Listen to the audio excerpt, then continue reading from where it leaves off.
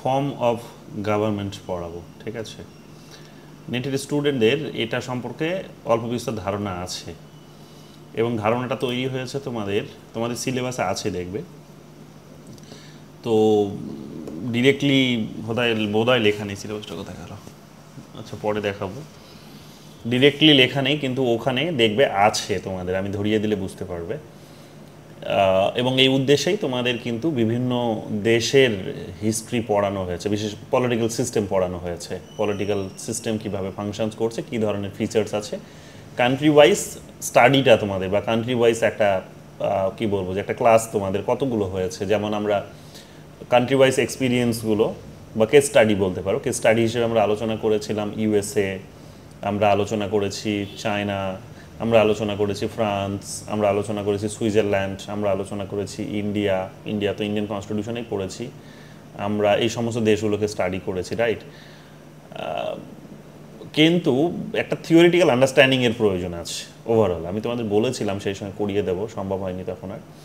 So এখন দেখলাম আমি এসএসসির এদের যে সিলেবাসটি আছে সেই সিলেবাসে কিন্তু এগুলো মেনশন আছে। এসএসসি সিলেবাসে এদের ফর্মস অফ গভর্নমেন্ট আছে, এবং দুটো ফর্ম অফ গভর্নমেন্টকেই এখানে মেনশন করা হয়েছে। যদিও তোমাদের এর থেকে আরও অনেক বেশি কিছু জানতে হয়, আমি এগুলো বলে দেবো বেসিকগুলো, কারণ এদেরও আসতে পারে সেগুলো এক্সেপশনাল কোয়েশ্চেন্স। তো বেসিক আইডিয়াটা 5 মিনিটে দিয়ে দেবো। সো ফর্মস অফ গভর্নমেন্টের মধ্যে এদের হচ্ছে ফর্মস অফ গভর্নমেন্টে, তোমরা একটু নোটসটা দেখো তাহলে বুঝতে পারবে যে এখানে ক্যাবিনেট ফর্ম অফ গভর্নমেন্ট, তার বেসিক ফিচার্সগুলো কী, কোন শর্তে এগুলো তৈরি হয়েছে, রিজনসগুলো জানতে বিশেষ করে তোমাদের জানতে হবে, আদারওয়াইজ এগুলো শুধু মুখস্থ হবে তোমাদের এবং মুখস্থবিদ্যা ভুলে যাবে। সেকেন্ড তোমাদের জানতে চেয়েছে এসএসসি সিলেবাস যেটা আছে সেটা হচ্ছে federal government, features of federal government. আর থার্ড যেটা জানতে চেয়েছে সেটা খুব ইম্পর্টেন্ট, যে পার্থক্যটা করা সেটা হচ্ছে, কারণ অনেকে এটা গুলিয়ে ফেলে, সেটা হচ্ছে difference between federations and federalism, federation and confederation, sorry, federation এবং কনফেডারেশন শুনতে একই রকম লাগছে, কিন্তু বিশেষ একটা পার্থক্য আছে এবং খুব গুরুত্বপূর্ণ পার্থক্য। তোমরা যারা নেট সেট কোয়ালিফাই করে গেছো তাদের জন্য ইম্পর্টেন্ট হচ্ছে যে এখান থেকে তোমাকে বেসিক ইন্টারভিউয়ে কিছু জিজ্ঞেস করতেই পারে, কাজেই তোমার এই আন্ডারস্ট্যান্ডিংটা থাকতেই হবে। এবং স্বাভাবিক, কম্পারেটিভ পলিটিক্স যখন তুমি যদি বলো যে আমার কম্পারেটিভ পলিটিক্স হচ্ছে আমার চয়েসের জায়গা, তাহলে তোমাকে তো মানে কোনো সন্দেহই নেই যে তোমাকে জিজ্ঞেস করবেই। সো এটার থেকে এই কারণে তোমাদের বেসিক থিওরিটিক্যাল আন্ডারস্ট্যান্ডিংটা থাকতে হবে। এবং বারবার আমি থিওরি শব্দটা এই কারণেও মেনশন করছি যে তুমি হয়তো জানো, তোমাকে যদি জিজ্ঞেস করা হয় যে ইউএসের পলিটিক্যাল সিস্টেম, আমরা জানি যে সেখানে মানে ইউএসএ প্রেসিডেন্ট কন্ট্রোলড একটা পলিটিক্যাল সিস্টেম, বা বলতে পারো প্রেসিডেন্ট রুল সেখানে হয়। প্রেসিডেন্ট রুল মানে বলবো না, এটা মানে কী বলবো যে ক্যাবিনেট ফর্ম অফ গভর্নমেন্ট নয়, বরংটা তাদের হচ্ছে প্রেসিডেন্ট ফর্ম অফ গভর্নমেন্ট বলতে পারি আমরা। তো প্রেসিডেন্ট ফর্ম অফ গভর্নমেন্ট বা এক্সিকিউটিভ ফর্ম অফ গভর্নমেন্ট আমরা ওখানে দেখে থাকি। এখন তোমাকে যদি জিজ্ঞেস করে এই বেসিক কোয়েশ্চেন্সটা যে কেন, এবং তোমাকে যদি এটাও বেসিক কোয়েশ্চেন জিজ্ঞেস করে যে তাদের দেশের সংবিধানে বেসিক্যালি সেখানে স্টেটগুলোকে প্রায়োরিটি দেওয়া হয়েছে, এবং তাদের দেশের বেসিক্যালি আমরা দেখতে পাবো যে ফেডারেলিজম অনেক বেশি স্ট্রং। আবার ইন্ডিয়ান কনটেক্সটে বা ইন্ডিয়ান কনটেক্সটে আমরা দেখতে পাবো যে সেখানে ফেডারেশনের আইডিয়াটা কিন্তু খুবই দুর্বল, সেন্ট্রালাইজেশন টেন্ডেন্সিস আছে। আবার ফেডারালিজম আছে বলে এটা ফেডারেশন, ইউএসএ এবং ইন্ডিয়া। আবার ফেডারালিজম নেই, কিন্তু তারপরেও সেখানে দেখবে ইউকেতে পার্লামেন্ট আছে, তাদেরও কিন্তু কতগুলো ফিচার্স আছে যেগুলো এদের থেকে ভিন্ন। সো এগুলো রিজনসগুলো তোমাকে হয়তো জিজ্ঞেস করতে পারে, তো হঠাৎ করে এগুলো জিজ্ঞেস করে তুমি গুলিয়ে ফেলবে। সো এই কারণে একটা থিওরিটিক্যাল আন্ডারস্ট্যান্ডিং নিজের মধ্যে থাকা দরকার, এবং প্রত্যেকটা বিষয়ের সাথে ওয়াই শব্দটি, কেন এই প্রশ্নটি যুক্ত করে নিজেকে কোয়েশ্চেন্স করা দরকার, তবে এটা আর মুখস্থ হবে না তোমাদের, এটা একটা গল্প হয়ে যাবে তোমাদের কাছে।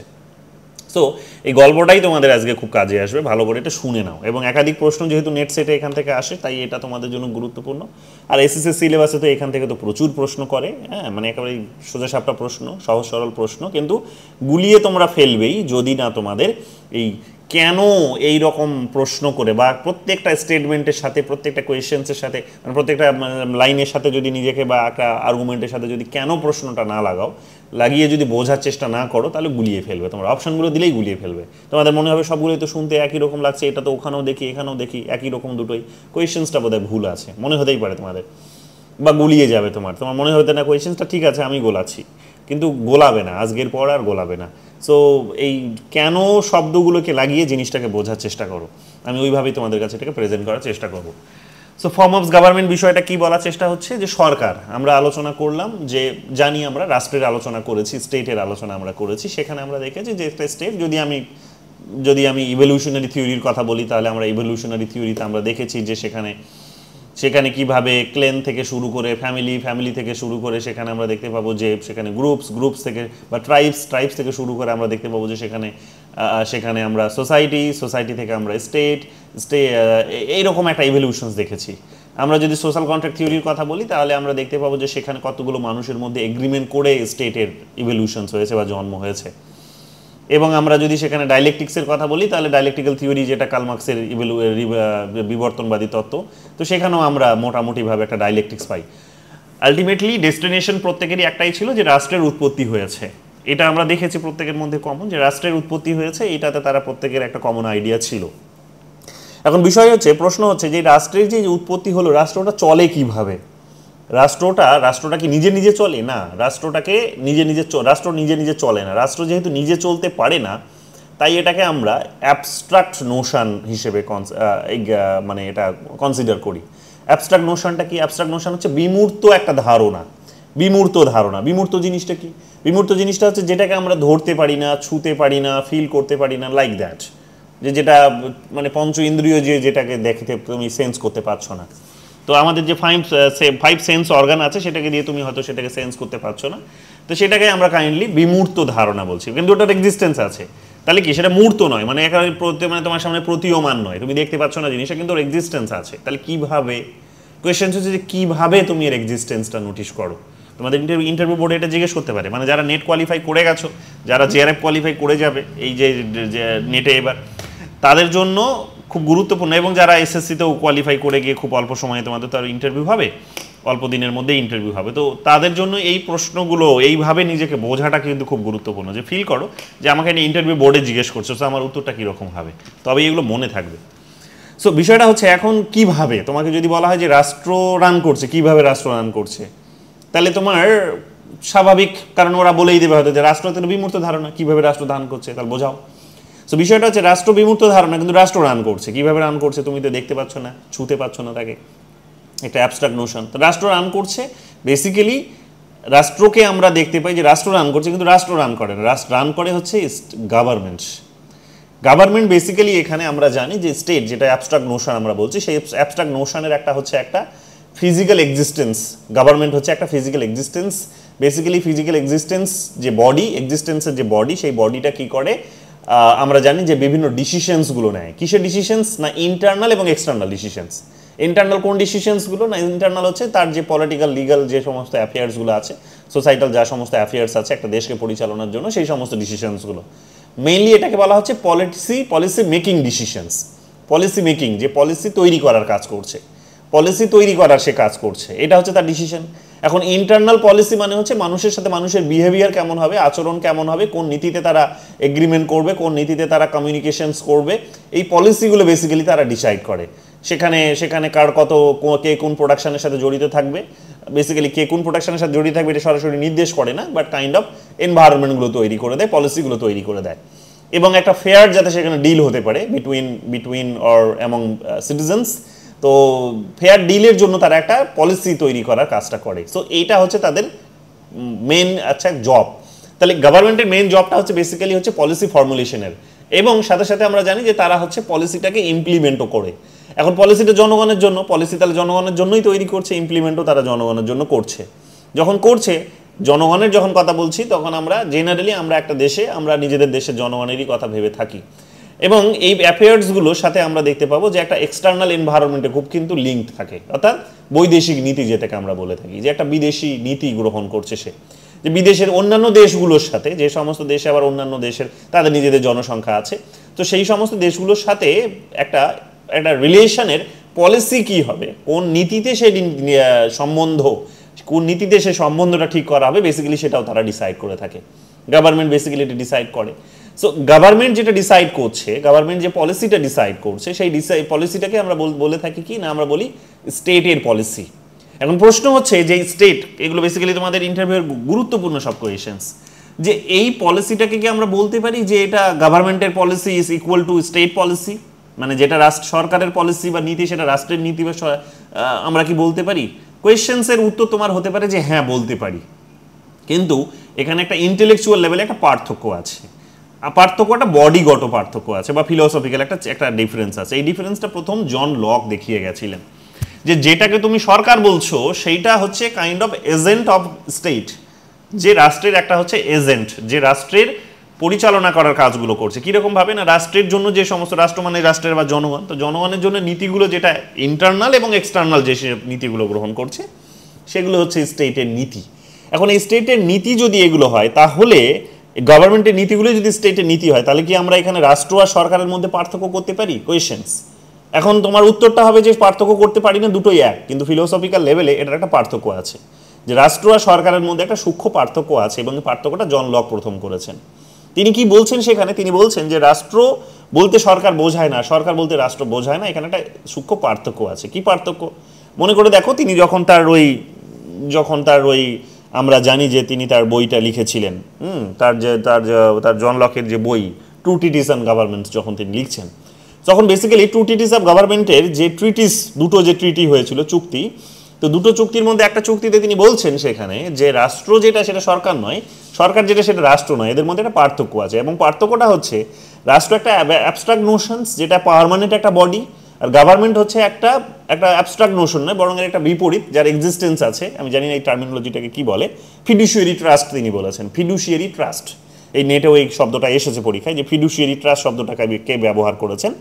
সো ফিডুশিয়ারি ট্রাস্ট শব্দটা তিনি ব্যবহার করেছেন। স্টেট হচ্ছে একটা ফিডুশিয়ারি ট্রাস্ট, এবং সেই ট্রাস্টের বডিটা বেসিক্যালি হচ্ছে গভর্নমেন্ট। সেই গভর্নমেন্ট সেখানে কি করে থাকে, যে বিভিন্ন পলিসিগুলো ডিসাইড করে থাকে। গভর্নমেন্টকে তিনি এখানে ট্রাস্ট হিসেবে কনসিডার করছেন। এদের কাজটা কি? এদের কাজ হচ্ছে ট্রাস্টিশিপ এরা হোল্ড করছে, অর্থাৎ এরা স্বেচ্ছায় সেখানে কিন্তু সেবা দিতে এসেছে। ট্রাস্টি সেবামূলক কাজ, বুঝতেই পারছো। গান্ধীজির ট্রাস্টিশিপ পড়েছো নিশ্চয়ই, আমিও কিছুদিন আগে এসএসসিতে পড়িয়েছি, এটাও তোমাদের পড়িয়েছি। তো ট্রাস্টি মানে হচ্ছে একটা সেবামূলক প্রতিষ্ঠান, তা গভর্নমেন্ট হচ্ছে একটা সেবামূলক প্রতিষ্ঠান। এই প্রতিষ্ঠানটার বেসিক্যালি কাজ হচ্ছে কি, যে জনগণের উদ্দেশ্যে সেবা করা। এখন এই জনগণের উদ্দেশ্যে যখন সেবা করার কথা আসছে, তখন এখানে স্বেচ্ছায় জনগণ এসেছে, এখানে কাউকে জোর করে টেনে নিয়ে আসা হয়নি। এবং যে বেটার, যে সার্ভিসটা ভালো দিতে পারবে, যে সেবা ভালো দিতে পারবে, মানুষ তাদেরকে পছন্দ করছে, চুজ করছে, ইলেক্টেড করছে, তাই না, নির্বাচিত করছে। এবং নির্বাচিত করার মধ্য দিয়ে আমরা জানি কি, যে তাদের নির্বাচিত করার মধ্য দিয়ে তাদেরকে একটা বডিতে পরিণত করছে, এবং সেই বডিতে আলটিমেটলি সরকারের জন্য, জনগণের জন্য পলিসি ডিসিশন নিচ্ছে, পলিসি ডিসিশনগুলোই সেখানে জনগণের উপর অ্যাপ্লাই হচ্ছে, এবং পুরো সিস্টেমটা এইভাবে রান করছে। কিন্তু এই যে পার্থক্যের কথা বললাম, যে স্টেট এবং গভর্নমেন্টের মধ্যে একটা পার্থক্য আছে, মানেই হচ্ছে যে স্টেট একটা permanent body, government permanent body নয়। গভর্নমেন্ট, এই যে ইলেক্টেড শব্দটা ব্যবহার করলাম, এই ইলেক্টেড শব্দটার মধ্যে দিয়ে যেটা বোঝাতে চাইলাম সেটা হচ্ছে যে কেউ যদি ভালো কাজ করে তাহলে অবশ্যই সে থাকবে, কেউ যদি খারাপ কাজ করে তাহলে সে অবশ্যই তাকে জনগণ সরিয়ে দেবে। এখন গভর্নমেন্ট যখন আমরা বলি, তখন তার একটা টাইম পিরিয়ডের কথা বলা হচ্ছে, যেহেতু সে পার্মানেন্ট নয়, একটা টেম্পোরারি বডি, তাহলে তার একটা টাইম পিরিয়ডের কথা বলা হচ্ছে। আমাদের এখানে টাইম পিরিয়ডটা কত? আমাদের দেশে টাইম পিরিয়ডটা জেনারেলি 5 ইয়ার্স। ইউএসএতে যদি যাও তাহলে সেই টাইম পিরিয়ডটা কত? তাদের দেশে 4 ইয়ার্স, 4 বছর। তো এইরকমভাবে দেখবে যে একটা টাইম পিরিয়ড গভর্নমেন্টের জন্য মেনশন করা হয়েছে, এবং সেই টাইম পিরিয়ডের জন্যই সেখানে কিছু মানুষকে আমরা নির্বাচিত করি, এবং যারা ভালো কাজ করছে পরের নির্বাচনে গিয়ে তাদেরকে আমরা আবার জেতাই পুনরায়, নইলে আমরা তাদেরকে বিদায় দিয়ে দিই, যে তোমাদের দ্বারা কাজ হবে না, আমরা নতুন কাউকে চাইছি যারা এফিসিয়েন্ট, আরও অনেক বেশি আমাদের জন্য বেটার সার্ভিস প্রোভাইড করার কাজে। তো এইরকমভাবে আমরা কি করি? আমরা এরকমভাবে সরকারকে একটা নন পার্মানেন্ট বডি হিসেবে কনসিডার করি, কিন্তু অপোজিটে আমরা কি দেখতে পাচ্ছি? স্টেট একটা পার্মানেন্ট বডি। স্টেট যখন পার্মানেন্ট বডি বলছি, তখন তার একটা ফিলোসফিক্যাল গ্রাউন্ড হচ্ছে যে তার একটা আইডিয়া আছে, একটা মোটামুটিভাবে সে কতগুলো প্রিন্সিপালের উপর দাঁড়িয়ে আছে। সে কোন প্রিন্সিপাল? না, প্রিন্সিপালসটা হচ্ছে যে সে সুপ্রিম, যে তাকে তুমি ভায়োলেট করতে, তাকে তুমি অ্যাবলিশ করতে পারবে না, কারণ মানুষই এটাকে তৈরি করেছে, বা মানুষেরই কোনো একটা স্টেজে গিয়ে তাদের মধ্যে যে এগ্রিমেন্টগুলো, তাদের মধ্যে হয়তো এক একটা থিওরি এক এক রকমের, তোমরা জানো যে আর্গুমেন্ট দিয়েছে। সোশ্যাল কন্ট্রাক্ট থিওরি এক ধরনের আর্গুমেন্ট দিয়েছে, কার্ল মার্ক্সের থিওরি এক ধরনের আর্গুমেন্ট দিয়েছে, যেটাকে সায়েন্টিফিক সোশ্যালিজম বলি। আর একটা থিওরি হচ্ছে ইভলিউশনারি থিওরি, সেটা আর এক ধরনের ব্যাখ্যা দিয়েছে। এইরকমভাবে বিভিন্ন থিওরিস আছে, সে বিভিন্ন থিওরিস বিভিন্ন ধরনের আর্গুমেন্ট পেশ করেছে। এখন বিষয়টা হচ্ছে যে স্টেট যখন আমি বলছি একটা পার্মানেন্ট বডি, এবং একটা বেসিক ফিলোসফি হচ্ছে তার জন্য যে সে কতগুলো প্রিন্সিপালের উপর বা কতগুলো আইডিওলজির উপর দাঁড়িয়ে আছে, এবং সেই আইডিওলজিটা হচ্ছে যে সে সুপ্রিম, তাকে ব্রেক করা যাবে না, তার কথা তোমাকে শুনে চলতেই হবে। তার যে সুপ্রিম হওয়ার জন্য তার যে ডিসিপ্লিন, সেই ডিসিপ্লিনটা তোমাকে মানতেই হবে। এবং জনগণ কখনো রাষ্ট্রের বাইরে জীবনযাপন করতে পারবে না, তাকে রাষ্ট্রের মধ্যেই বসবাস করতে হবে, অর্থাৎ ওই বাউন্ডারিটার মধ্যেই। মানে যে যদি একবার সে রাষ্ট্রের পর্যায়ে চলে গেছে তো তাকে তার মধ্যেই থাকতে হবে, এবং রাষ্ট্রকে তুমি কোনো রকমভাবে তার বিরোধ করতে পারবে না। কেন? কারণ সেটা একটা সুপ্রিম বডি। তুমি যদি তার বিরোধ করেছো তাহলে মনে করে দেখো, সেই আমি লকের কথা বলেছিলাম, লক যেটা বলেছিলেন যে তুমি বিরোধ করতে পারবে না। কেন বিরোধ করতে পারবে না? মানে এর থেকে আরো স্ট্রংলি হবস বলেছিলেন যে তুমি স্টেটকে বিরোধ করতে পারবে না। কেন? কারণ বিরোধ যদি করো স্টেটের, তাহলে তুমি কি করবে, সে পুনরায় আগের অবস্থায় ফিরে আসবে। কোন অবস্থা? স্টেট অফ নেচারের অবস্থা, অর্থাৎ প্রকৃতির রাজ্যের যে অবস্থা, সেইখানে তুমি ফিরে আসবে। সো তুমি এটা করতে পারবে না। আর স্টেট অফ নেচারে তুমি নিশ্চয়ই ফিরে আসতে চাও না, কারণ স্টেট অফ নেচার থেকে তো তুমি উঠে গিয়ে রাষ্ট্র তৈরি করেছো। কেন তৈরি করেছিলে? তার কারণ স্টেট অফ নেচারের মানুষের সঙ্গে মানুষের কলহ, দ্বন্দ্ব, মানুষের জীবন এইভাবে ব্রুটিশ, শর্ট, ন্যাস্টি, পুয়ার জীবনযাপন হতো। সো তুমি চাও না বলেই তো রাষ্ট্র তৈরি করেছো। এখন বেসিক ফিলসফিটা হচ্ছে যে therefore states become a permanent body, state become a sovereign body, state become a supreme organizations in a specific territory, যেখানে স্পেসিফিক কতগুলো মানুষ বসবাস করবে। এখন এটা যদি রাষ্ট্রের একটা কনসেপ্ট হয় যেখানে আমি বিরোধ করতে পারছি না, এটা যদি ডেফিনেশন হয়, তাহলে অফকোর্স এখানে গভর্নমেন্টের ডেফিনেশনের মধ্যে কিছু ভিন্নতা অবশ্যই আছে। কোন ভিন্নতা আছে? কেন জন লক এইটাকে ভিন্ন হিসেবে ডিফাইন করলেন? জন লক বেসিক্যালি যেটা বলার চেষ্টা করলেন সেটা হচ্ছে যে গভর্নমেন্টে তুমি বিরোধ করতে পারো, রাষ্ট্রের বিরোধিতা করতে পারবে না। You can resist the idea of government, but you cannot resist the idea of state. এখন যখন গভর্নমেন্টের আমরা রেসিস্ট করছি, গভর্নমেন্টের যখন প্রতিরোধ করছি, বিরোধ করছি, তখন বেসিক্যালি আমরা কি করি না, এই আইডিয়া থেকেই করি যে গভর্নমেন্ট তো একটা এজেন্ট, সেটা আমরা তাকে নির্বাচিত করেছি, এবং তাকে নির্বাচিত করেছে যাতে আমাদেরকে ভালো সে রাখে। যেহেতু সে ভালো রাখতে পারছে না আমাদেরকে, তাই আমি তার বিরুদ্ধে প্রতিবাদ করব, তার খারাপ কাজ যদি কিছু থেকে থাকে তার সমালোচনা করব, তার কাজের পুঙ্খানুপুঙ্খ ব্যাখ্যা বিশ্লেষণ হবে, এবং সেখানে যদি দেখি আমি সে আমার জন্য ভালো কিছু করেনি, তাহলে আমি তাকে সরিয়ে দিতে পারবো। এটা করা যেতে পারে, কিন্তু তুমি রাষ্ট্রকে সেটা করতে পারবে না।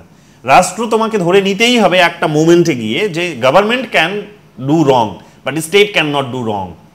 Government can do wrong, government can does wrong, but state can not do রং বা ডাস রং, যেটা তুমি বলবে এখানে। এখন বিষয়টা হচ্ছে এখানে যে স্টেট যদি করতে পারে না মানে কি?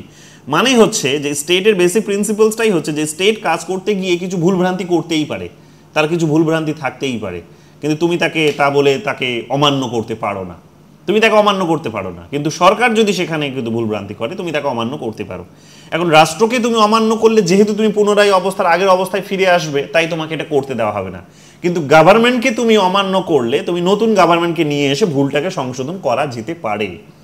তাই এখানে বলা হচ্ছে যে স্টেট আর গভর্নমেন্টের মধ্যে একটা সূক্ষ্ম পার্থক্য আছে, এই পার্থক্যটা তিনি তৈরি করে দিলেন। কাজেই গভর্নমেন্টের প্রতিরোধ মানে এটা নয়, যদিও গভর্নমেন্টই রাষ্ট্রকে চালাচ্ছে, গভর্নমেন্টের ফাংশনসগুলোকে আমরা স্টেটের ফাংশন হিসেবে কনসিডার করি, কিন্তু তারপরেও এটা একেবারে বাস্তব সত্য যে গভর্নমেন্টকে যেহেতু রিপ্লেস করা যায়, কাজেই গভর্নমেন্ট যদি রিপ্লেসেবল, স্বাভাবিকভাবে এখানে গভর্নমেন্টের প্রতিরোধ করা কখনো রাষ্ট্রদ্রোহিতার কাজ নয়, রাষ্ট্রের বিরোধিতা করা নয়। সো এইরকমভাবে একটা পার্থক্য সেখানে তিনি করে গেছেন, এবং করে যাওয়ার মধ্য দিয়ে বেসিক্যালি যেটা তিনি বোঝাতে চাইলেন সেটা হচ্ছে যে এতে করে সিস্টেমটিকে বেটার করা যেতে পারে, এখন তোমরা জানো যে বেসিক্যালি যখন প্রতিরোধের প্রসঙ্গ চলে আসে তখন সেটা এক প্রকার সেখানে মানুষকে পলিটিক্যাল রাইটস তার হাতে তুলে দিয়েছে, এবং এই পলিটিক্যাল রাইটসটা যে পলিটিক্যাল ফর্মের মধ্যে থাকে সেটা হচ্ছে ডেমোক্রেটিক ফর্ম। যে গণতন্ত্র যেখানে আছে, সেখানে গণতন্ত্র মানে জনগণের শাসন, জনগণ মানে সেখানে ইন্ডিভিজুয়ালি একজনকে কনসিডার করা হয়, মানে ব্যক্তিকে ইন্ডিভিজুয়াল হিসেবেই কনসিডার করা হয়, বা কালেকটিভ গ্রুপকে সেখানে কনসিডার না করা হলেও ব্যক্তি হিসেবে সেখানে কনসিডার, ইউনিট হচ্ছে একটা রাষ্ট্রের ব্যক্তি। সো ইন্ডিভিজুয়ালকে গুরুত্ব দেওয়া হয়। এখন এই ফর্মে আমরা দেখতে পাচ্ছি যে প্রতিরোধের অধিকার আছে মানে সেই অবশ্যই সিস্টেমটা গণতান্ত্রিক হবে। এখন এই গণতান্ত্রিক ব্যবস্থারও একবার ক্লাসিফিকেশন যদি তোমরা করো, সরকারের যদি ক্লাসিফিকেশন করো, তাহলে দেখবে যে এটাকে আরও বেটারলি ফাংশনস করানোর জন্য এক একটা দেশে এক এক রকমের দেখবে মডেল গ্রহণ করা হয়েছে। কিছু দেশ দেখবে তোমরা গভর্নমেন্টের একটা মডেল গ্রহণ করেছে যেটাকে আমরা বলে থাকি cabinet form of government. Cabinet form of government. কিছু দেশ তোমরা দেখবে যে আরেকটা ফর্মকে মডেল হিসেবে গ্রহণ করেছে, তার বেসিক প্রিন্সিপালসগুলোকে তারা অ্যাডপ্ট করেছে আইডিয়া হিসেবে বা থিওরি হিসেবে। সেটা হচ্ছে যে যেটা তোমাদের বললাম যে সেটা হচ্ছে ক্যাবিনেটের পরে যেটা তোমাদের এখানে বললাম সেটা হচ্ছে যে ফেডারেল ফর্ম অফ গভর্নমেন্ট। তো ক্যাবিনেটটাই কি আর ফেডারেলটাই বা কি এটা আমাদের বুঝতে হবে, এবং কোন জায়গা থেকে এটা তৈরি হচ্ছে, কোন ফিলসফি এটাকে তৈরি করতে হেল্প করছে সেটা আমাদেরকে বুঝতে হবে। যখন আমরা ক্যাবিনেট ফর্ম অফ গভর্নমেন্টের কথা বলছি তখন তোমরা জানো যে cabinet form of government basically আমরা যে সমস্ত দেশগুলিতে দেখে থাকি, এগুলো তোমাদের পরীক্ষায় অনেক উদাহরণ জানতে চাইবে এবং নেটের পরীক্ষাতেও ডান দিক বাঁ দিক মেলাতে দেয়, একাধিকবার দিয়েছে তোমরা জানো, কাজে ভালো করে দেখতে হবে। সো ক্যাবিনেট ফর্ম অফ গভর্নমেন্টের যখন কথা বলছি তখন সেখানে ইন্ডিয়া, তখন সেখানে কানাডা, তখন সেখানে অস্ট্রেলিয়া, তখন সেখানে জাপান, তখন সেখানে বাংলাদেশ, এই সমস্ত দেশগুলো আলোচনায় আসে। কিন্তু প্রথম এবং প্রধান যে দেশটির নাম আলোচনায় এসেছিল, যার হাত ধরে এই মডেলটি বিশ্বব্যাপী ছড়িয়ে গেছে, সেই মডেলটির নাম, সেই দেশটির নাম হচ্ছে ব্রিটেন। সেই দেশটিকে আমরা আজকের দিনে ইউনাইটেড কিংডম বলে জানি, ইউনাইটেড কিংডম বলে জানি। এবং সেই ইউনাইটেড কিংডমে আমরা বেসিক্যালি এই ক্যাবিনেট ফর্ম অফ গভর্নমেন্ট সিস্টেমটা কিন্তু দেখতে পাই, সেখান থেকেই এটার জন্ম হয়েছে। ভালো করে এটা মাথায় রাখবে, এই ধরনের সহজ কোয়েশ্চেন্সগুলোই পরীক্ষায় জিজ্ঞেস করে, এসএসসিতে তো আরও সহজ জিজ্ঞেস করবে এইরকমভাবেই। সো ব্রিটেনেই বেসিক্যালি আমরা দেখতে পাচ্ছি কি যে এই ক্যাবিনেট ফর্ম অফ গভর্নমেন্টের মডেলটা তৈরি হয়েছে। এখন ক্যাবিনেট ফর্ম অফ গভর্নমেন্ট বিষয়টা কি? ক্যাবিনেট ফর্ম অফ গভর্নমেন্টের বিষয়টা হচ্ছে যে আমরা তো একটা সরকারের কথা বললাম ইন জেনারেলি, যে সরকার যেটা করছে সেটা আমরা রাষ্ট্রের কাজ বলে ধরে নিচ্ছি, যদিও একটা বেসিক পার্থক্য আছে যেটা বললাম। এখন বিষয়টা হচ্ছে যে এটার মধ্যেও একটা পার্থক্য করা হয়েছে। পার্থক্যটা কি? পার্থক্যটা হচ্ছে ক্যাবিনেট। ক্যাবিনেট শব্দটার মধ্যে দিয়ে কি বোঝাতে চাইছি আমি? ক্যাবিনেট শব্দটার মধ্য দিয়ে আমি বোঝাতে চাইছি যে there should be a responsible citizen, there should be a group of responsible citizen. Basically যে রেসপন্সিবল সিটিজেন কি করবে, যে জনগণের জন্য নীতি তৈরি করবে, রাষ্ট্রের একটা বডি হিসেবে তারা, সরকারের একটা বডি হিসেবে তারা কাজ করবে এবং জনগণের জন্য নীতি তৈরি করবে।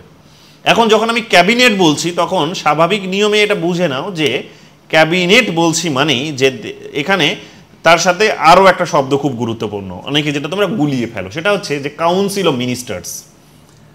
Council of ministers, council of minister আর ক্যাবিনেট, এটার মধ্যে কিন্তু পার্থক্য আছে। ক্যাবিনেট আর কাউন্সিলের মধ্যে পার্থক্য আছে। কাউন্সিলটা কি? কাউন্সিলটা হচ্ছে যতজন মন্ত্রী আছেন তাদেরকে বলা হচ্ছে। ক্যাবিনেটটা কি? ক্যাবিনেট হচ্ছে যে তাদের মধ্যে হচ্ছে যারা হচ্ছে গুরুত্বপূর্ণ, যাদেরকে গুরুত্বপূর্ণ হিসেবে কনসিডার করা হয়েছে। যদি এটা তো অনেকে পার্থক্য করতে চায় না, কিন্তু অনেক দেশ পার্থক্য করেছে, তারা এলিটোক্রেসিকে গুরুত্ব দিতে গিয়ে বা এফিসিয়েন্সিকে গুরুত্ব দিতে গিয়ে এটা করেছে, ডিসিশনসগুলোকে তাড়াতাড়ি নেওয়ার জন্য এটা করেছে। যে বড় একটা বডি যেখানে ধরে নাও 80 জন আছে, সে 80 জনের মধ্যে আবার ধরে নাও 30 জনকে বাছাই করা কিছু মানুষ, তো তাদেরকে আমরা বলছি ক্যাবিনেট। সো এইরকমভাবে ধরে নাও যে একটা বডির কথা বলা হচ্ছে, যে বডিটা বেসিক্যালি কী করবে, যে মন্ত্রীর কথা বলা হচ্ছে, যারা যারা নীতি গ্রহণ করার কাজটা করবে। So cabinet form of government basically তোমরা কোথায় দেখতে পাবে? Cabinet form of government basically তোমরা পার্লামেন্টারি ফর্ম অফ গভর্নমেন্টে দেখতে পাবে।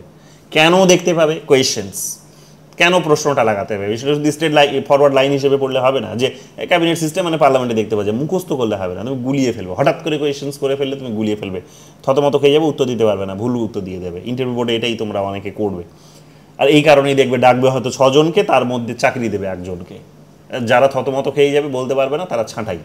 সো এটা ভালো করে ঠান্ডা মাথায় বুঝতে হবে যে কেন ক্যাবিনেট ফর্ম অফ গভর্নমেন্টকে আমি এখানে পার্লামেন্টারি সিস্টেম হিসেবে কেন জানি, বা কেন পার্লামেন্টারি সিস্টেমেই এটা পরিচিত।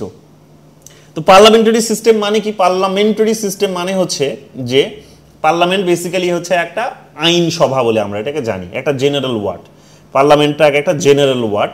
জেনারেল ওয়ার্ড মানে হচ্ছে এটাকে আমরা সংসদ বলে থাকি,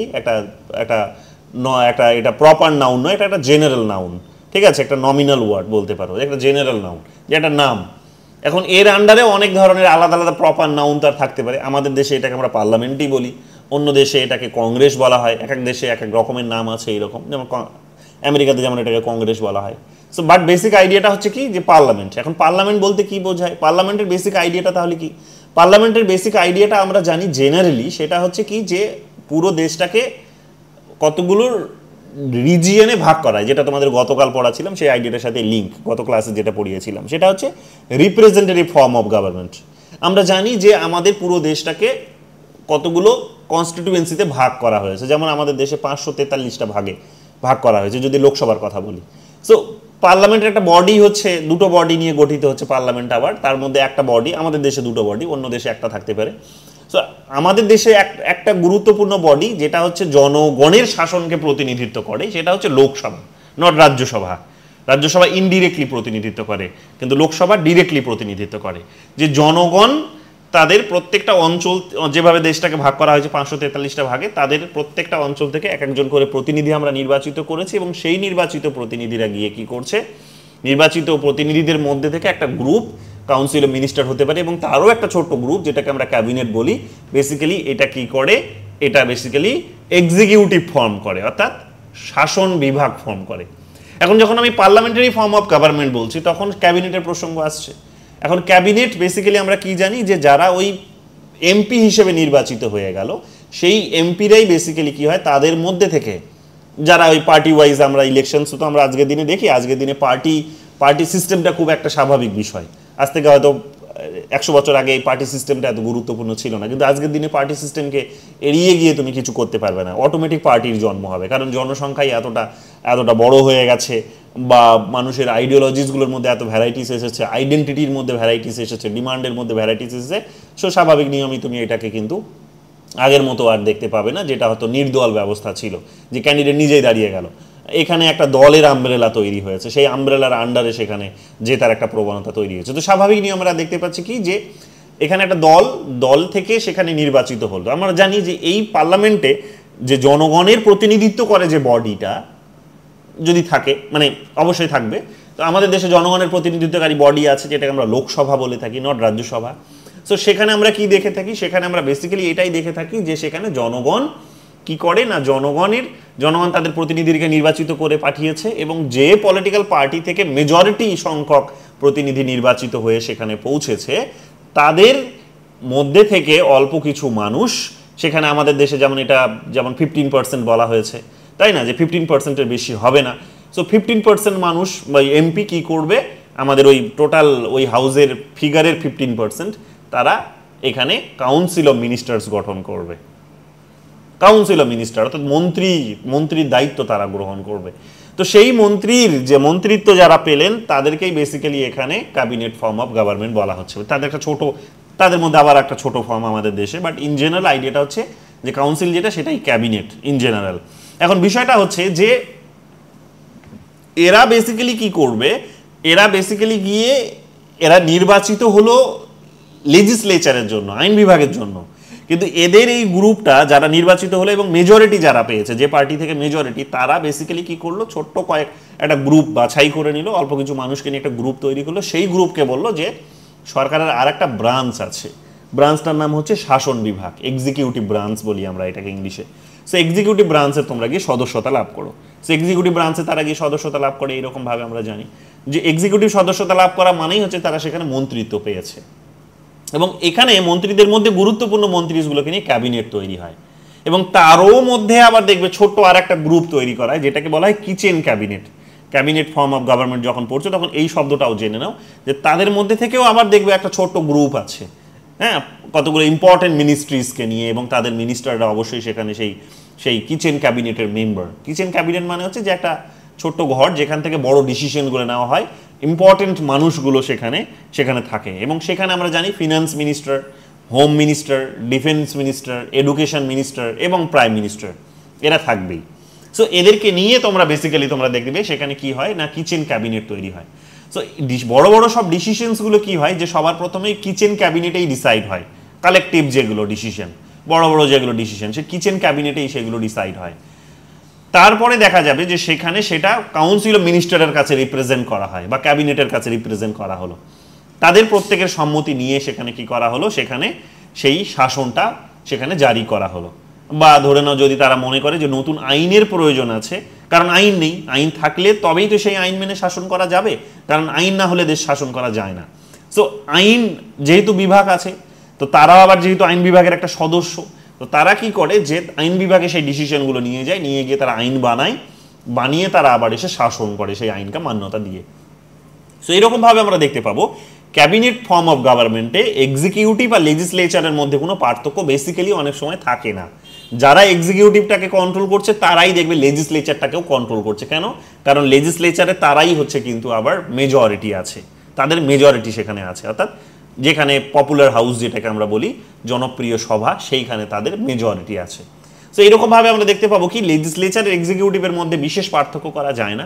যারা লেজিসলেচার তাদের সংখ্যাটা বড় হতে পারে, তাদের আরও অনেক অপোজিশন মেম্বার্স থাকতে পারে, কিন্তু কথাটা হচ্ছে যে মেজরিটিটা হচ্ছে কিন্তু সেখানে সরকার পক্ষের, এবং এরাই গিয়ে সেখানে সরকারের এক্সিকিউটিভ বিভাগ যেটা, যারা আইনকে শাসনে পরিণত করে, তো সেই কাজটা তারা করছে। তো এইরকমভাবে আমরা দেখতে পাবো যে cabinet form of government parliament থেকে উঠে আসে। সেই কারণে এটাকে পার্লামেন্টারি সিস্টেমও বলা হচ্ছে, যে যখন তুমি ক্যাবিনেটের কথা বলবে তখন স্বাভাবিকভাবেই পার্লামেন্টারি ফর্ম অফ গভর্নমেন্ট বা পার্লামেন্টারি সিস্টেম এটাকে বলা হচ্ছে।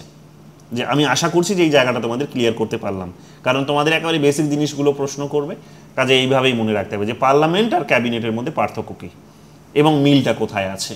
তো তখন তোমাকে এই জিনিসটা বলতে হবে যে মিলটা হচ্ছে এটাই, যে যারাই পার্লামেন্টের সদস্য, মানে ক্যাবিনেটের প্রত্যেকটা সদস্য should be the member of পার্লামেন্টের সদস্য বা should be the member of parliament, অর্থাৎ ক্যাবিনেটের যারা সদস্য তারা প্রত্যেকেই পার্লামেন্টের সদস্য হতেই হবে তাকে। পার্লামেন্টের সদস্য না হলে সে ক্যাবিনেটের সদস্য হতে পারে না। যদি আমাদের দেশে আবার উল্টোটা হতে পারে যে 6 মাসের জন্য তুমি থাকতে পারো ক্যাবিনেটের সদস্য, কিন্তু 6 মাসের মধ্যে তোমাকে কিন্তু পার্লামেন্টের সদস্যতা লাভ করতেই হবে, নির্বাচনে জিতে আসতেই হবে, তবেই গিয়ে তুমি সেখানে কি করবে না ক্যাবিনেটের সদস্যতা তুমি 6 মাসের পরেও তুমি ধরে রাখতে পারবে, নইলে পারবে না। সো সিমিলারিটিস অ্যান্ড ডিসিমিলারিটিসের যদি কথা বলি, মিল এবং অমিলের যদি কথা বলি, তাহলে এই বিষয়গুলো সেখানে বেরিয়ে আসে, এবং এই কারণেই এটাকে বলা হচ্ছে যে পার্লামেন্টারি ফর্ম অফ গভর্নমেন্ট বলতে যেটা বোঝানো হচ্ছে সেটাকেই basically cabinet form of government বলে বোঝানো হচ্ছে। তাহলে এইরকমভাবে আমরা দেখতে পাচ্ছি কি যে যারা লেজিসলেচার এবং যারা এক্সিকিউটিভ তাদের মধ্যে একটা মেলবন্ধন তৈরি হয়। এক্সিকিউটিভের পুরো ব্রাঞ্চটা বেসিক্যালি লেজিসলেচারের মধ্যে থাকতেই হবে।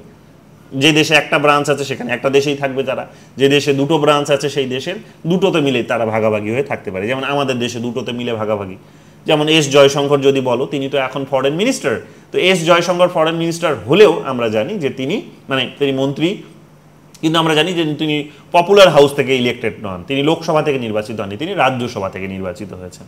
So this is how we can witness some similarities and some dissimilarities in parliamentary form of government and or specifically two branches of the government, যেটাকে আমরা বলি এক্সিকিউটিভ এবং লেজিসলেচার, অর্থাৎ সিমিলারিটিস এবং ডিসিমিলারিটিস থাকতে পারে। এখন বিষয়টা হচ্ছে এটা, তাহলে ক্যাবিনেট ফর্ম এই কারণে বলছি আমরা ক্যাবিনেট এবং পার্লামেন্টের মধ্যে এই কারণে পার্থক্য করছি না, যেটাকে ক্যাবিনেট বলছি সেটাকে পার্লামেন্টারি বলছি, যেটাকে পার্লামেন্টারি বলছি সেটাকে আমরা ক্যাবিনেট ফর্ম অফ গভর্নমেন্ট বলছি।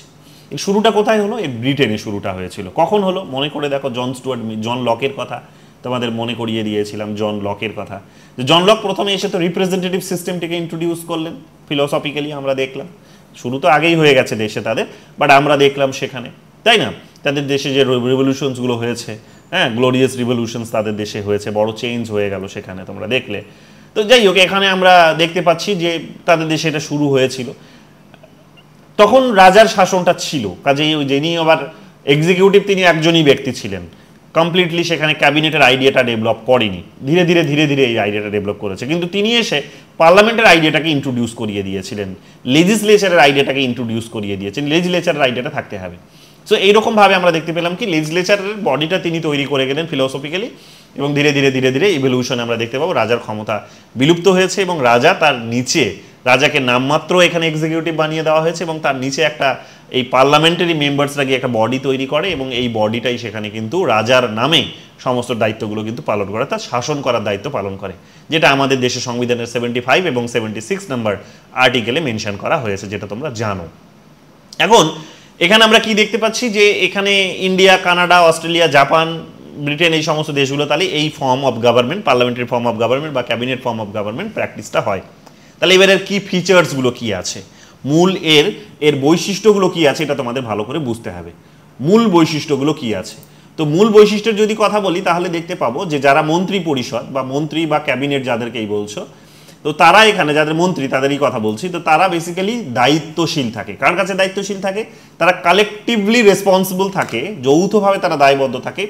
এখানে কার কাছে যৌথভাবে দায়বদ্ধ থাকে? তারা হচ্ছে আইনসভার কাছে, জেনারেলি তারা আইনসভার কাছে দায়বদ্ধ থাকে। স্পেসিফিক্যালি কার কাছে দায়বদ্ধ থাকে না, যদি ওই হাউসে পপুলার হাউস থাকে, জেনারেল টার্মটা হচ্ছে পপুলার হাউস, পপুলার হাউস থাকে তাহলে সেই পপুলার হাউসের কাছে এরা নির্দিষ্টভাবে দায়বদ্ধ থাকে, কারণ এই পপুলার হাউসেরই মেম্বাররা সেখানে কিন্তু বেসিক্যালি সেখানে কি হয় যে সরকার পরিচালনার দায়িত্বটা পায়, অর্থাৎ এক্সিকিউটিভ ফর্ম করার দায়িত্বটা পায়। তো স্বাভাবিকভাবে আমরা দেখতে পাচ্ছি যে নির্দিষ্টভাবে তারা, আমাদের দেশে যে পপুলার হাউস হচ্ছে লোকসভা, তো নির্দিষ্টভাবে এই মন্ত্রীরা লোকসভার কাছে দায়বদ্ধ থাকে, এবং জেনারেলভাবে আমরা দেখতে পাবো এই মন্ত্রীরা কার কাছে দায়বদ্ধ থাকে, আইনসভার কাছে দায়বদ্ধ থাকে। তাদেরকে আইনসভার যে দুটো হাউস আছে সেই দুটো হাউসের কাছে গিয়েই তাদের সমস্ত কাজের জন্য জবাবদিহি করতে হয়, বা ওরা যদি নিজেরা যদি জানতে চায় মন্ত্রীদের কাছে যে মন্ত্রীরা কিভাবে কাজ করছে, কেন ওই নীতিতে কাজ করছে, ঠিক করছে নাকি ভুল করছে, তাদেরকে যদি কোয়েশ্চেন্স করা হয় তাহলে তারা ইন জেনারেল দুটো হাউসকে নিয়ে যে আইনসভা, সেই আইনসভার কাছে তারা উত্তর দিতে বাধ্য। তো এই কারণে বলা হচ্ছে যে তারা দায়বদ্ধ থাকবে। তাহলে দায়বদ্ধতার প্রসঙ্গ কোথায় আসছে? দায়বদ্ধতার প্রসঙ্গ আসছে পার্লামেন্টারি ফর্ম অফ গভর্নমেন্টে। কেন? কারণ পার্লামেন্টই এদেরকে ওখানে পাঠিয়েছে। তাহলে শব্দটা ভালো করে বোঝো যে যৌথ দায়িত্বশীলতার যখন প্রসঙ্গ আসবে তখন প্রসঙ্গটা শুধুমাত্র পার্লামেন্টারি ফর্ম অফ গভর্নমেন্টেই আসতে পারে। কেন? কারণ পার্লামেন্টেরই এরা হচ্ছে সদস্য, পার্লামেন্টই এদেরকে পাঠিয়েছে যে তোমরা যাও, এদের একটা ছোট গ্রুপকে পাঠিয়েছে এখানে যে তোমরা যাও গিয়ে দেশে শাসন করো, আমরা যে আইনটা তৈরি করে দিচ্ছি সেই আইনটাকে মেনে তোমরা বা মান্যতা দিয়ে তোমরা শাসন করো, সেই আইনে যে নিয়ম কানুনগুলো আছে সেই নিয়ম কানুনগুলোকে তোমরা এবার ইমপ্লিমেন্ট করার কাজগুলো করো। এবং সেটা করতে গিয়ে যদি তারা ভুল ভ্রান্তি করে তাহলে কার কাছে জবাবদিহি করবে? যারা পাঠিয়েছে তার কাছে জবাবদিহি করবে। তোমরা যদি এখন ভুল কিছু করো জীবনে, তাহলে জবাবদিহিটা তোমরা কার কাছে করবে? অবশ্যই তোমাদের ভরণ পোষণের দায়িত্বটা যারা নিয়েছে, তাই না, তোমাদের পিতামাতা, অন্য কিছু থাকতে পারে, কেউ থাকতে পারে, মামা থাকতে পারে, দিদি থাকতে পারে, তার কাছে তোমাকে দায়বদ্ধ থাকতে হবে। তুমি তার কাছেই রেসপন্সিবল, তোমাকে সমস্ত রকমভাবে জবাবদিহি তার কাছে গিয়েই করতে হবে। ঠিক একই রকমভাবে এরা হচ্ছে এখানকার সদস্য, এরা হচ্ছে আইনসভার সদস্য। আইনসভার সদস্য হওয়ার দরুন এরা ওই সুযোগটা পেয়েছে, ওদেরকে ওখানে পাঠানো হয়েছে। স্বাভাবিকভাবেই সমস্ত ওদের ওখানকার কাজের জন্য আইনসভাতে এসে এদেরকে জবাবদিহি করতে হবে। এটাই হচ্ছে কিন্তু যৌথ দায়িত্বশীলতা। তাহলে এটা কোথায় থাকতে পারে? যখনই তোমাদের কোয়েশ্চেন্স ছুড়ে দেবে যে collective responsibility is the features of cabinet form of government, নাকি হচ্ছে ফেডারেল ফর্ম অফ গভর্নমেন্ট, নাকি হচ্ছে এখানে quasi federal form of government, নাকি অন্য কোনো কি হতে পারে, চোখ বন্ধ করে বুঝে নেবে। এই যে যুক্তিটা, লজিকটা দিলাম তোমাদের, এই লজিকে উত্তরটা দেবে যে চোখ বন্ধ করে, যেটা হচ্ছে যে কালেকটিভ ফর্ম অফ গভর্নমেন্ট মানেই হচ্ছে, বা কালেকটিভ রেসপন্সিবিলিটি মানেই সেটা হচ্ছে কিন্তু ক্যাবিনেট ফর্ম অফ গভর্নমেন্ট বা পার্লামেন্টারি ফর্ম অফ গভর্নমেন্টের কিন্তু ফিচার্ড, অন্য কারো হতে পারে না। এটা কেবলমাত্র এটারই হবে, অন্য কারো হতেই পারে না। এটা clear, number one. Number two হচ্ছে কি? নাম্বার টু বলছে ডুয়াল লিডারশিপ। ডুয়াল লিডারশিপ মানে দ্বৈত নেতৃত্ব মানে দুজন এখানে নেতা থাকবেন, দ্বৈত নেতৃত্ব মানে বুঝে নাও ভালো করে, দুজন নেতা, দুজন লিডারের কথা বলা হচ্ছে। তাহলে দুজন লিডারের যখন কথা বলছি আমি, তখন এই দুজন লিডারের প্রসঙ্গটাও কিন্তু খুব গুরুত্বপূর্ণ পার্লামেন্টারি ফর্ম অফ গভর্নমেন্টে, অন্য কোথাও নয়। কেন? কোয়েশ্চেন্সটা হচ্ছে কেন। এটা শুধু স্টেটমেন্ট নয়, এর ব্যাখ্যাটা ভালো করে বুঝতে হবে, লজিকটা বুঝতে হবে। কারণ তোমাকে এইগুলোই ইন্টারভিউ বোর্ডে জিজ্ঞেস করবে, খুবই সিম্পল কিছু জিজ্ঞেস করবে, কিন্তু তুমি লজিক জানো না বলে তুমি পারবে না উত্তরগুলো দিতে। কিন্তু লজিকগুলো, কারণ তোমার বইয়ে কোথাও লেখা নেই এত ক্লিয়ারলি, যেটা বলছে এই কারণে মন দিয়ে শোনো, বোঝার চেষ্টা করো, খুব কাজে আসবে। এমসিকিউগুলো সলভ করতে কাজে আসবে, কনফিউশন হবে না। ডুয়াল লিডারশিপ মানে দ্বৈত নেতৃত্ব, অর্থাৎ দুজন লিডারের কথা বলা হচ্ছে। দুজন লিডারের কেন দুজন লিডার? এর কারণও আছে একটা। কি কারণ আছে? কারণটা হচ্ছে যে একটা লিডার আমরা জানি যে ওই কাউন্সিল অফ মিনিস্টার বা ক্যাবিনেটের হেড, যাকে আমরা বলি হচ্ছে এখানে প্রধানমন্ত্রী। আমাদের দেশে যাকে আমরা বলি প্রধানমন্ত্রী, যিনি ক্যাবিনেটের হেড তিনি হচ্ছেন প্রধানমন্ত্রী। ক্যাবিনেট মানে মন্ত্রীদের একটা বডির কথা বলা হচ্ছে, তাহলে মন্ত্রীদের মধ্যে যিনি প্রধান তিনি প্রধানমন্ত্রী। তাহলে প্রধানমন্ত্রী একজন, ইনি হেড।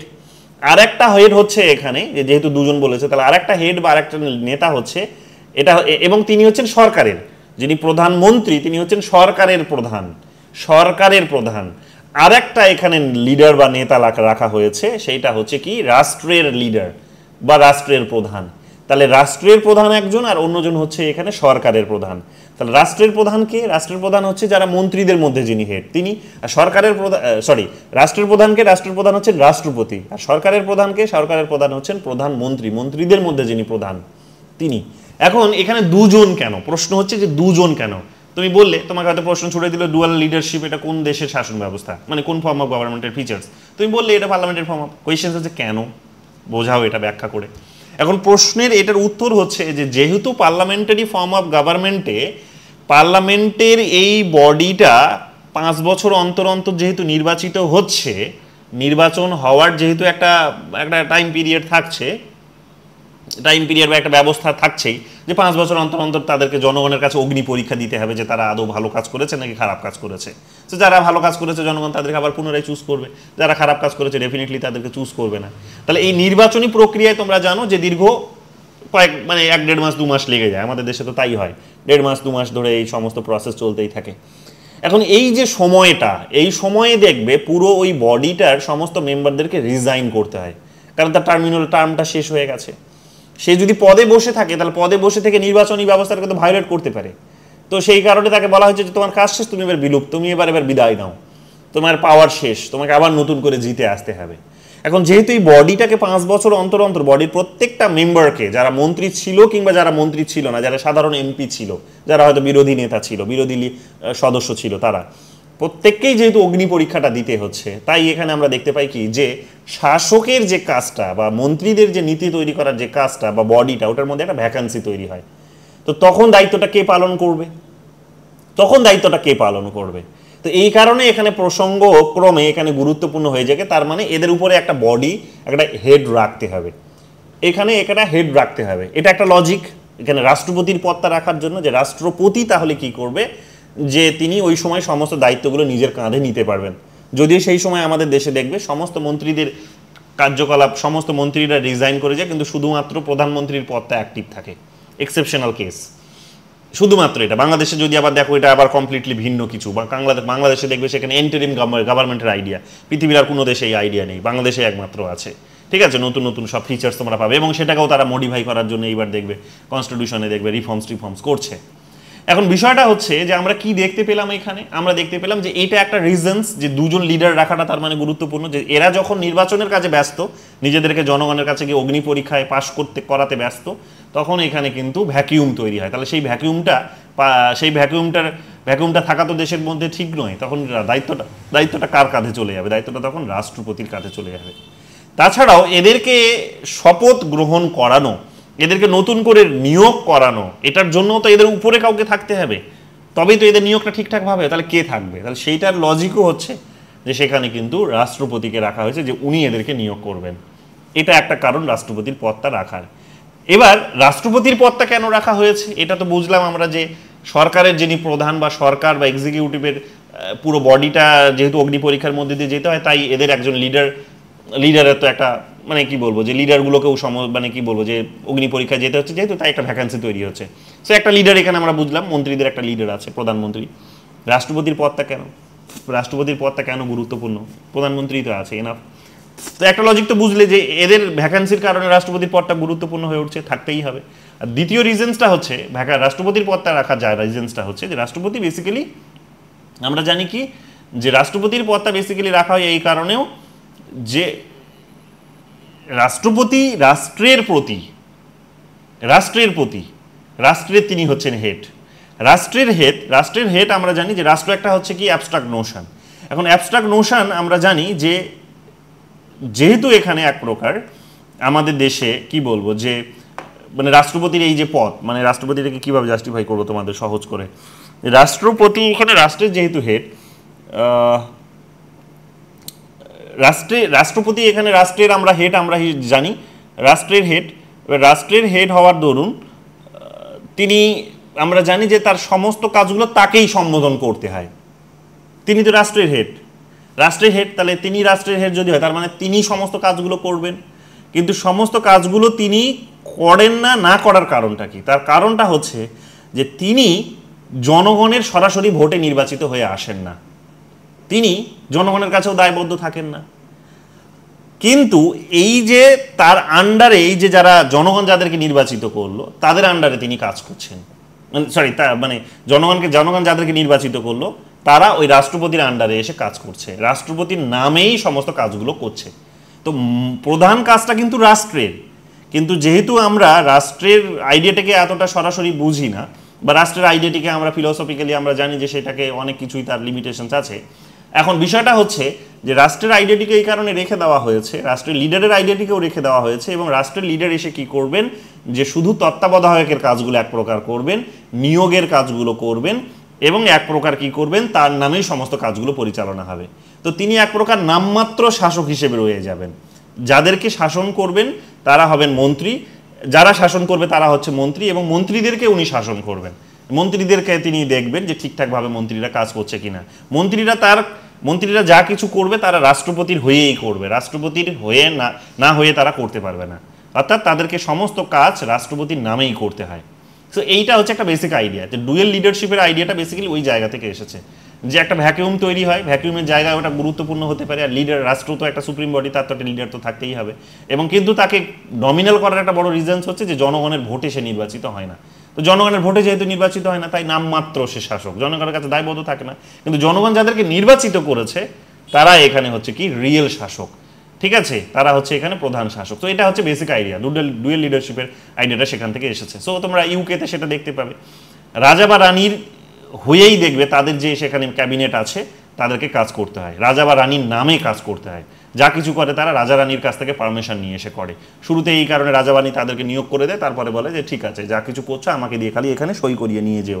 তো যা কিছু বড় বড় ডিসিশন হয় রাজা বা রানীর নামে ওটা হয়। তো তোমরা জানো যে পার্লামেন্টে বিল পাস করানো থেকে শুরু করে এবং তারা নিজেরাও এক্সিকিউটিভ কোনো অর্ডার জারি করা থেকে শুরু করে রাজা বা রানীর সেখানে কিন্তু হাতটা তাদের উপর থাকে, তাদের কাছ থেকে মাঝে মাঝে গিয়ে এরকম সিগনেচার করিয়ে নিতে হয়। কিছু কিছু ক্ষেত্রে তারা স্বাধীনভাবে করতে পারে, তাদেরকে স্বাধীনতা দিয়েছে যে করো নিজের মতো করে, আমি দিয়েছি স্বাধীনতা, আর কিছু কিছু ক্ষেত্রে টাইম টু টাইম গিয়ে তাদেরকে কিন্তু সিগনেচার করিয়ে নিয়ে আসতে হয়। সো এইরকমভাবে জিনিসটা আমরা দেখি, আমাদের দেশেও সেটা, আমাদের দেশে রাজা বা রানীর কনসেপ্টটা রাখা হয়নি, মনার্কির কনসেপ্ট রাখা হয়নি, কিন্তু রিপাবলিকের কনসেপ্ট আমাদের দেশে আছে, যে সেখানেও আমাদের নমিনাল শাসক হিসেবে রাষ্ট্রপতি এবং রিয়েল শাসক হিসেবে আমাদের প্রধানমন্ত্রী আছে। সো এইরকমভাবে আমরা এই জিনিসটা দেখে থাকি।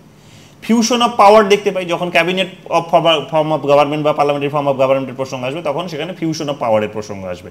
ফিউশন অফ পাওয়ারটা কি? ফিউশন অফ পাওয়ারটা হচ্ছে এটাই যে ফিউশন অফ পাওয়ার হচ্ছে যে লেজিসলেচার এবং এক্সিকিউটিভ ব্রাঞ্চ হচ্ছে ইন্টারকানেক্টেড, দুটোই একসাথে তারা জড়িত, ঠিক আছে। যারা লেজিসলেচারের মেজরিটি তারাই আবার দেখবে সরকার গঠন করছে, যারা সরকার তারা তাদের পুরো বডিটাই লেজিসলেচারের হচ্ছে মেম্বার, তাই না? এটা আমরা দেখে থাকি। এবং আমরা দেখতে পাচ্ছি কি যে বলছে কি যে মেম্বার্স অফ দ্য এক্সিকিউটিভ আর also part of the legislature, যেটা বলে দিলাম। This lead to greater coordination and quick law making but may reduce the separation of power. অর্থাৎ এই যে দুটো বডি একে অপরের সাথে জড়িত, এক্সিকিউটিভের প্রত্যেকটা মেম্বার যেহেতু লেজিসলেচারের যেহেতু তারা সদস্য, স্বাভাবিকভাবেই তাদের যে ক্ষমতা সেটার আমরা ফিউশন দেখতে পাই, অর্থাৎ বিচ্ছুরণ দেখতে পাই এক প্রকার। যে লেজিসলেচারের কাজগুলো বেসিক্যালি কি করে দেয়, লেজিসলেচারের কাজগুলো এক্সিকিউটিভের লোকেরাই করে দেয়, এক্সিকিউটিভের কাজগুলো দেখা যায় লেজিসলেচার করে দেয়। তো এইরকমভাবে আমরা একটা দেখতে পাবো যে তাদের মধ্যে একটা সমন্বয় সেখানে কিন্তু দেখা যায়, এবং এই সমন্বয়টা তাদের মধ্যে যে কাজের যে পৃথকীকরণ, যে আইন বিভাগের কাজ হচ্ছে আইন তৈরি করা, সে শুধুমাত্র আইনই তৈরি করবে, আর এক্সিকিউটিভের কাজ হচ্ছে শুধুমাত্র এই আইন মেনে শাসনই করা, সে শুধুমাত্র শাসনই করবে, এটা হয় না। এটার মধ্যে একটা ফিউশন দেখা যায়, সেটা হচ্ছে যে একটা বিচ্ছুরণ বা এলোমেলো অবস্থা, সেটা হচ্ছে কি বা কোঅর্ডিনেশন দেখা যায়, সেটা হচ্ছে যে আইনটা পাশ করানো হবে আইন বিভাগে, সেই আইনটা এক্সিকিউটিভরাই পাশ করায়, তারাই আইনটা নিয়ে যায় সরকারি হিসেবে, সরকারি আইন হিসেবে সেটাকে তারা পাশ করায়। আবার তাদের সমস্ত কাজের জন্য তারা এখানে দায়বদ্ধ থাকে, আবার এরাই ওখানে যেহেতু ওদেরকে পাঠিয়েছে। তো এইরকমভাবে দুটো বডির মধ্যে মিলেমিশে একাকার হয়ে যায়। তো এইটাই বলছে ফিউশন অফ পাওয়ার, এবং এদের মধ্যে কোঅর্ডিনেশনসটা বেসিক্যালি দেখা যায়, এবং পৃথকীকরণটা দেখা যায় না, যে আলাদাভাবে কাজ করবে, কেউ কারো কাজে হস্তক্ষেপ করবে না, এটা নয়। হস্তক্ষেপটা একেবারেই স্বাভাবিক হয়ে যায় সেখানে, কারণ যারা এক্সিকিউটিভ তাদের প্রত্যেক জনই হচ্ছে কিন্তু লেজিসলেচারের হচ্ছে কিন্তু মেম্বার। সো এইরকমভাবে আমরা দেখতে পাবো পৃথকীকরণ ইজ নট পসিবল। সো এটা আমরা এখানে দেখতে পাই। ফোর্থ ফিচার্স কি দেখতে পাই? Leadership of the prime minister, যে প্রধানমন্ত্রীর একটা কি আছে, প্রতিনিধিত্ব আছে। যখন আমরা ক্যাবিনেটের কথা বলছি তখন সরকারের কথা বলছি, সরকার মানে সরকারের একজন প্রধান থাকবেন, তিনি প্রধানমন্ত্রী। তাহলে এইরকমভাবে আমরা প্রধানমন্ত্রীর কথা বলতে পারি, যিনি কি করেন, যে সরকারের প্রধান হিসেবে কাজ করেন, এবং তিনি সরকারের সমস্ত কাজগুলো করার জন্য কি করেন, রাষ্ট্রপতির এখানে স্নেহভাজন হন, রাষ্ট্রপতির এখানে রাষ্ট্রপতির কাছে টাইম টু টাইম তিনি আপডেট নেন, এবং রাষ্ট্রপতির নামেই যেহেতু করে থাকেন, তো রাষ্ট্রপতিকে এক প্রকার পরামর্শ দেওয়ারই কাজ করেন, অর্থাৎ রাষ্ট্রপতির হয়ে যা কিছু করেন ধরে নেওয়া হয় যে রাষ্ট্রপতিকে তিনিই পরামর্শ দিয়েছেন এবং রাষ্ট্রপতি সেটাতে সম্মতি দিয়েছে এবং রাষ্ট্রপতির সম্মতি দেওয়ার পরেই সেই কাজটা তিনি করতে পেরেছেন। তো এইরকমভাবে আমরা দেখতে পাই কি যে তিনি রাষ্ট্রপতির পরামর্শদাতাও হিসেবে কিন্তু উঠে আসেন। সো প্রধানমন্ত্রীর যখন কথা বলছি তখন তিনি সরকারের লিডার, কিন্তু এক প্রকার তিনি রাষ্ট্রের লিডারশিপটা এরকমভাবে করতে থাকেন। মেজরিটি রুল আমরা কি দেখতে পাই যে অবশ্যই এই যে বললাম যে যেহেতু লেজিসলেচারের মেজরিটি যেহেতু হচ্ছে গিয়ে সরকার গঠন করার সুযোগ পেল, অর্থাৎ এক্সিকিউটিভ ফর্ম করার সুযোগ পেল, তাই এখানে দেখা যাবে যে এখানকার সরকার মানে হচ্ছে মেজরিটির রুল। এখানকার সরকার হচ্ছে মানেই হচ্ছে কিন্তু ওই পার্লামেন্টের মেজরিটি। তারা এই মেজরিটি মানে কখনো এটা ডিনোটস করছে না যে তারা জনগণের মেজরিটি, নাও হতে পারে। প্রধানমন্ত্রী এই মুহূর্তে বিজেপি যেমন 45% ভোট জিতে ক্ষমতায় এসেছে, এর আগে যেমন তারা 39% ভোট জিতে তারা ক্ষমতায় এসেছিল। তার মানে কি 39-এর থেকে বড় একটা সংখ্যা 61% মানুষ তাদেরকে ভোট দেয়নি। সো হতে পারে তারা জনগণের মেজরিটি পায়নি, কিন্তু তারা পার্লামেন্টের মেজরিটি পেয়েছে। সো এইরকমভাবে আমরা দেখতে পাবো যে পার্লামেন্টে যারা মেজর, বিশেষ করে পপুলার হাউস বা লোয়ার হাউস যেটাকে আমরা বলি লোকসভা, সেখানে যারা মেজর তারাই বেসিক্যালি কী করে, রুল করে। তো এরকমভাবে যখন পার্লামেন্টারি ফর্ম অফ গভর্নমেন্টের কথা বলি তখন এখানে মেজরিটি রুলেরও কথা বলা হয়। অপোজিশন রোল সেখানে থাকবে। যখন পার্লামেন্টারি ফর্ম অফ গভর্নমেন্টের কথা বলা হবে তখন অপোজিশনের একটা ভূমিকা থাকবে, তাদের একটা কিন্তু ভূমিকা থাকবে, তাদের কতগুলো ডিউটি থাকবে। কি ডিউটি থাকবে না, পার্লামেন্টে এটাকে বলা হচ্ছে শ্যাডো গভর্নমেন্ট, ইউকেতে এটাকে বলা হচ্ছে শ্যাডো গভর্নমেন্ট, তারা চালায় শ্যাডো গভর্নমেন্ট। ভালো করে মাথায় রাখবে, এটা নেটে এসেছে, তো এসএসসিতেও আসতে পারে যে শ্যাডো গভর্নমেন্টের আইডিয়াটা কোন ফর্ম অফ গভর্নমেন্টে দেখতে পাওয়া যায়। তো শ্যাডো গভর্নমেন্টের আইডিয়াটা বেসিক্যালি পার্লামেন্টারি ফর্ম অফ গভর্নমেন্টেই দেখতে পাওয়া যায়, বা হচ্ছে ক্যাবিনেট ফর্ম অফ গভর্নমেন্টে দেখতে পাওয়া যায়, এবং কেবলমাত্র দেখতে পাওয়া যায় ইউকেতে। কারণ বিরোধী মানেই হচ্ছে তারা হচ্ছে যে ছায়ার মতো তারা সরকারের পেছনে পেছনে লেগে থাকবে। সরকার যারা চালাচ্ছে তারা যদি কিছু ভুল ভ্রান্তি করে তাহলে তারা সেই ছায়ার মতো করে তারা পেছন পেছন গিয়ে কি করবে, তাকে রিপ্লেস করে দেবে এবং তাদের ভুল ত্রুটিগুলো তারা রাজা বা রানীর জনসমক্ষে নিয়ে আসবে, রাজা বা রানীর তারা নজরে নিয়ে আসবে, এবং রাজা বা রানী সেই ইমিডিয়েট কী করতে পারে, তাদের ভুলগুলোর কারণে তাদেরকে পদ থেকে সরিয়েও দিতে পারে, তাদের কাছে তাদের কাজের হচ্ছে জবাবদিহি চাইতে পারে, কোনো ফাইল চাইতে পারে যে অমুক ফাইলটা আমাকে পাঠাও। এবং এটা আমাদের দেশে যদি এইরকমভাবে আমাদের রাষ্ট্রপতি কোনো মন্ত্রীর যদি ফাইল চেয়ে পাঠান তাহলে সেটার ক্ষেত্রে তাকে স্বাধীন দায়িত্ব দেওয়া হয়েছে যে তিনি এটা চাইতে পারেন, করতে পারেন। এক্ষেত্রে তিনি তার এই অধিকারটা স্বাধীন অধিকার দেওয়া হয়েছে, সো এটা তিনি করতে পারেন।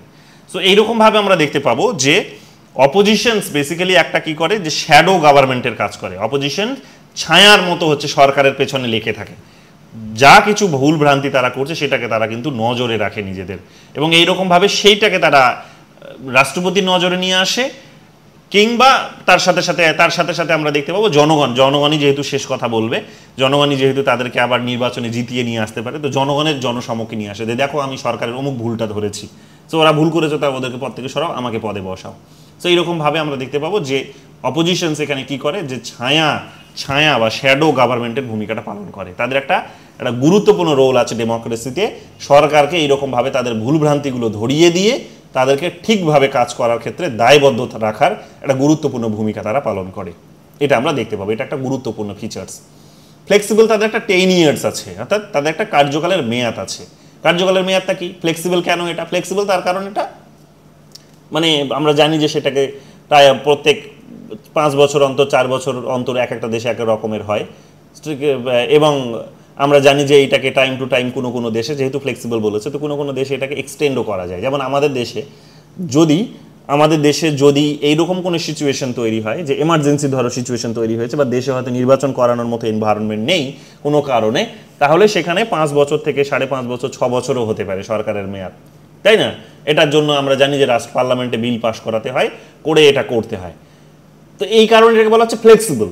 যদি আমাদের দেশে একটা ফিক্সড 10 year আছে, কিন্তু এমার্জেন্সি সিচুয়েশনে এইটাকে কিন্তু ফ্লেক্সিবল করা যেতেই পারে, এবং অনেক দেশে এই ব্যবস্থাটা আছে। কিন্তু অনেক দেশে ফিক্সড আছে যে তুমি যাই হয়ে যাক না কেন তুমি এক্সটেন্ড করতে পারবে না। যেমন আমেরিকাতে নির্দিষ্ট একটা ডেট ফিক্সড করে দেওয়া হয়েছে। আমেরিকাতে যেমন নির্দিষ্ট ডেট ফিক্সড করে দেওয়া হয়েছে সরকারের নির্বাচনের, রাষ্ট্রপতির বিশেষ করে, যে অমুক ডেটের অমুক তারিখে নির্বাচন হতেই হবে, ঠিক আছে? প্রত্যেক বছরে 4 বছর অন্তর অন্তর একটা ডেট ফিক্স করে দেওয়া হয়েছে, ওই ডেটে নির্বাচন হতেই হবে, তার আগে নির্বাচন হতেই হবে। এবং সেখানে দেখবে সম্ভবত প্রত্যেক বছর নভেম্বরের সম্ভবত সেখানে মঙ্গলবার, দ্বিতীয় মঙ্গলবার এইরকম একটা ডেট ঠিক করা হয়েছে। আমি এখন ভুলছি সেই সঙ্গে ডেটটা, দেখে নিও তোমরা, এটা পরীক্ষা আসতে পারে তোমাদের। সো এইরকম ডেট ফিক্স করে দেওয়া হয়েছে, কিন্তু আমাদের দেশে সেটা নয়। সো যখন পার্লামেন্টারি ফর্ম অফ গভর্নমেন্টের কথা বলা হয় তখন সেই ফ্লেক্সিবিলিটিটা সেখানে থাকতে পারে, এবং সরকারেরও কিন্তু ফ্লেক্সিবিলিটি থাকতে পারে এরকম যে সরকারটা তৈরি হলো সে 5 বছরই যে রান করবে নাও হতে পারে, সে পড়ে গেল ওই পার্লামেন্ট থেকেই দেখো ইলেকশন ছাড়াই আর একটা সরকার তৈরি হয়ে গেল, ইলেকশনস হলো না কিন্তু আর একটা সরকার তৈরি হয়ে গেল, সরকারটা হয়তো পড়ে গেল কিন্তু ওই ইলেকশন ছাড়াই দেখবে পার্লামেন্টের অন্যান্য সদস্যরা আর একটা সরকার গঠন করলো। পার্লামেন্টে আমরা এটা একাধিকবার দেখেছি, ইউকেতে বিশেষ করে এই মুহূর্তে লেটেস্ট ডেভেলপমেন্ট ইউকেতে আমরা দেখতে পেলাম, যেমন ঋষি সুনাককে আমরা দেখলাম, তার আগে যিনি ছিলেন তিনি হচ্ছেন লিজ ট্রাস ছিলেন, তার আগে যিনি ছিলেন তিনি হচ্ছেন বরিস জনসন ছিলেন, তার আগে যিনি ছিলেন তিনি হচ্ছেন থেরেসা মে ছিলেন, তার আগে যিনি ছিলেন তিনি হচ্ছেন সেখানে ডেভিড ক্যামেরন ছিলেন। সে এরা প্রত্যেকেই দেখবে একবারই নির্বাচিত হয়ে এসেছে, কিন্তু দেখবে সরকার বারবার গঠন হলো। 10 বছরের মধ্যে তাদের সেখানে আমরা দেখলাম 2বার নির্বাচন হয়েছে, 2 বছর আমরা দেখলাম যে সম্ভবত 5 জন প্রধানমন্ত্রী এবং ক্যাবিনেট চেঞ্জ হলো। সেটা হলো আমরা দেখলাম যে ডেভিড ক্যামেরন, তারপরে থেরেসা মে, তারপরে আমরা দেখলাম সেখানে বরিস জনসন, তারপরে লিজ ট্রাস, তারপরে ঋষি সুনাক, 5 জনকে আমরা দেখলাম। তো 10 বছর হয়েছে, অর্থাৎ মাঝে এখানে দুটো ইলেকশনস আমরা দেখলাম যে 5 বার সরকার গঠন হয়েছে। সেটা হতে পারে ফ্লেক্সিবিলিটি সেখানে দেওয়া হয়েছে, ঠিক আছে। তবে সরকারকে অবশ্যই সেখানে কি করতে হবে, লেজিসলেচারের মেজরিটি ভোট যেটাকে বলা হচ্ছে কনফিডেন্স ভোট, সেই কনফিডেন্স ভোটটা কিন্তু লাভ করতে হবে। অর্থাৎ কোথায় না পার্লামেন্টে, কোন পার্লামেন্ট না যে পার্লামেন্টের সে মেম্বার, যেখান থেকে সে এসেছে, তো সেখানে গিয়ে প্রমাণ করতে হবে যে তার পক্ষে মেজরিটির ভোট আছে, ওই হাউজের তার পক্ষে মেজরিটি আছে। যেমন আমাদের দেশে 543, তো 273 জনের মেজরিটি যদি থাকে তবেই গিয়ে সেখানে কি করতে পারবে, সরকার গঠন করতে পারবে। তাদের মধ্যে ধরো 80 জন 88 জন 15% যেটা 15% সেটা তারা কি করে সরকার গঠন করতে পারবে, ক্যাবিনেট ফর্ম করতে পারবে। সো এটা কিন্তু সেখানে বলা হয়েছে। তো পার্লামেন্টারি ফর্ম অফ গভর্নমেন্টের যখন কথা বলছি, ক্যাবিনেট ফর্ম অফ গভর্নমেন্টের কথা বলছি তখন এই ফিচার্সগুলো সেখানে কিন্তু আছে। এবার যদি ফেডারেল ফর্ম অফ গভর্নমেন্টের প্রসঙ্গে আসি, তাহলে তোমরা দেখবে যে federal form of government basically কি বোঝাতে চাইছে, এর বাংলা শব্দটা বুঝলেই তোমরা বুঝতে পারবে যে যুক্তরাষ্ট্রীয় সরকারের কথা বলা হচ্ছে। যুক্ত মানে হচ্ছে যে অনেকগুলো, তার মানে ইউনিট মিলে, ফেডারেল মিলে একটা সরকার তৈরি হয়েছে, অনেকগুলো সেখানে ফেডারেল মিলে একটা সরকার গঠন হয়েছে, তাহলে ফেডারেল গভর্নমেন্ট বলা হচ্ছে এই কারণে। সো অনেকগুলো ফেডারেল কোনগুলোকে বলা হচ্ছে, রাজ্যগুলোকে ফেডারেল বলা হচ্ছে, ফেডারেল ইউনিটস হিসেবে কনসিডার করা হচ্ছে। সো রাজ্যগুলো সেখানে কি হচ্ছে যে তারা নিজেদের মধ্যে একটা চুক্তি করে একতাবদ্ধ হয়ে তারা একটা রাষ্ট্র তৈরি করেছে, রাষ্ট্র একটা আমব্রেলা তৈরি করেছে, তার আন্ডারে সবাই আছে। কি নাম? আমেরিকাতে আমরা দেখে থাকি যে United States of America, United শব্দটাকে ভালো করে দেখো, ইউনাইটেড মানে যুক্তরাষ্ট্র, তাহলে মানে অনেকগুলো রাজ্য মিলে যুক্ত হয়েছে, তারা অনেকগুলো রাজ্য যুক্ত হয়ে রাষ্ট্র গঠন করেছে, এই ফর্মে সিস্টেমটা চলছে। এইটা হচ্ছে বেসিক আইডিয়া, এটা আমরা জানি। এখন বিষয়টা হচ্ছে যে এইরকমভাবে যুক্তরাষ্ট্রের কনসেপ্টটা সেখানে কিন্তু এসেছে, যুক্তরাষ্ট্র। এখন যুক্তরাষ্ট্র যখন বলা হচ্ছে তখন তার এখানে স্বাভাবিক নিয়ম হচ্ছে যে তার একেবারে কম্পালসারি তার নিয়ম হচ্ছে যে তার এমন একটা বডি থাকতেই হবে যে বডিটাতে প্রত্যেকটা রাজ্যের এই ফেডারেল ইউনিটসগুলো যেটাকে রাজ্য বলছি তাদের প্রতিনিধিরা থাকতেই হবে। রাজ্যগুলিতে যেমন বাংলাদেশে আমরা এক কক্ষ বিশিষ্ট দেখতে পাই, চায়নাতে আমরা এক কক্ষ বিশিষ্ট দেখতে পাই, ফেডারেল ইউনিট সেখানে নেই, কিন্তু ফেডারেল ইউনিট আমেরিকাতে আছে, ইন্ডিয়াতেও আছে। কেন আছে? তার কারণ হচ্ছে যে রাজ্যগুলো তাদের নিজেদের রাজ্যের আলাদা আলাদা যে কালচার, তাদের আলাদা আলাদা যে সেখানে ডিমান্ডস, সেগুলোও যাতে কালেকটিভলি পূরণ করাতে পারে, তার জন্য একটা আলাদা বডিতে গিয়ে তারা নিজেরা ডিবেট করবে, আলোচনা করবে, সিদ্ধান্ত গ্রহণ করবে ডিবেটের মধ্য দিয়ে। তো সেইটার জন্য একটা আলাদা বডির প্রয়োজন আছে। তার মানে কি, পপুলার হাউস থাক আর না থাক, সেখানে কিন্তু ফেডারেল ইউনিটের যে হাউসটা সেটা থাকতেই হবে, অর্থাৎ রাজ্যসভা যেটাকে আমরা আমাদের দেশে বলছি, যেটাকে ইউএসএতে সেনেট বলা হচ্ছে, সেইটা থাকতেই হবে। রাজ্যের যেই বডিটা প্রতিনিধিত্ব করবে, রাজ্যের সভা হবে, যে সমস্ত রাজ্যের সভা সেটা, তাহলে সেই সভাটা থাকতেই হবে। তাহলে এই সভাটা কখন গুরুত্বপূর্ণ হচ্ছে না, যখন ফেডারেলিজমের প্রসঙ্গ আসছে। তাহলে এইরকমভাবে আমরা দেখতে পাবো যে সেখানে দুটো হাউস থাকবেই, তার মানে ওই আপার হাউসটা থাকবে যেখানে রাজ্যের সভা হিসেবে সেটা কনসিডার হবে, আর লোয়ার হাউস যদি তারা রাখতে চায় তো থাকবে। এবং গণতন্ত্রে আমরা জানি যে লোয়ার হাউস থাকে, তো গণতন্ত্র যদি সে প্র্যাকটিস করে তাহলে সেই স্বাভাবিক নিয়মে সেখানে কি থাকবে না, স্বাভাবিক নিয়মে সেখানে তার মানে দুটো হাউস থাকবে। একটা হাউস জনগণের প্রতিনিধিত্ব করবে, জনগণ তাদের নিজেদের প্রতিনিধিকে নির্বাচিত করে পাঠাবে, আর একটা রাজ্য সেখানে তার রাজ্যের প্রতিনিধিরা সেখানে তাদের নিজেদের প্রতিনিধিকে পাঠাবে, রাজ্যের সেন্সে পাঠাবে, রাজ্যের ডিমান্ডসগুলো কালেকটিভলি ফুলফিল যাতে হয় সেই সেন্সে পাঠাবে। আর একটা বডি তাহলে জনগণের যাতে ডিমান্ডসগুলো ফুলফিল হয় সেই সেন্সে, তাহলে দুটো বডি, একটা জনগণকে সেখানে প্রতিনিধিত্ব করছে আর একটা বডি সেখানে রাজ্যগুলিকে প্রতিনিধিত্ব করছে। তাহলে দুটো বডি সেখানে কম্পালসারি নিয়মে সেখানে কিন্তু থাকবেই। তাহলে ডবল হাউসের যখন প্রসঙ্গ আসবে যে দুটো হাউস কোন ধরনের শাসন ব্যবস্থাতে থাকতেই হবে, ডবল হাউসের কনসেপ্ট পার্লামেন্টের, তো চোখ বন্ধ করে সেখানে তোমরা করে আসবে যে ফেডারেল ফর্ম অফ গভর্নমেন্ট। কারণ অনেকগুলো রাজ্যের প্রসঙ্গ আছে, রাজ্যগুলো নিজেদের স্বার্থ সেখানে কিন্তু পূরণ করতে চাইবেই, তো তারা তাদের এই বডিটা চাইবেই।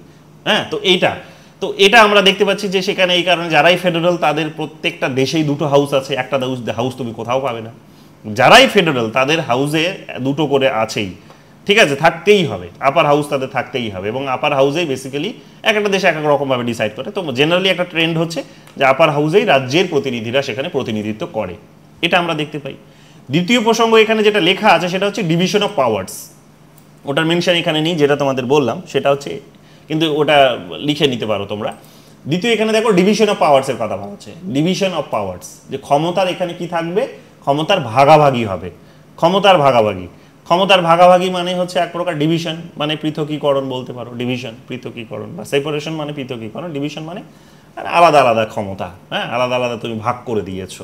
তো এটা থাকতেই হবে। কেন থাকতে হবে না, কারণ পুরো এই যে বডিটাতে অংশ, মানে তারা এগ্রিমেন্ট তো একটা, মানে প্রথম কথা হচ্ছে তারা একটা ইউনিট, তারা একটা রাজ্য, তাহলে নিজেদের তাহলে সেখানে একটা চাহিদা, আলাদা কিছু তাদের চাহিদা আছে যেটা অন্য রাজ্য থেকে আলাদা হবে, তাহলে আলাদা আলাদা চাহিদা প্রত্যেকের আছে, সেটা একটা বিষয়।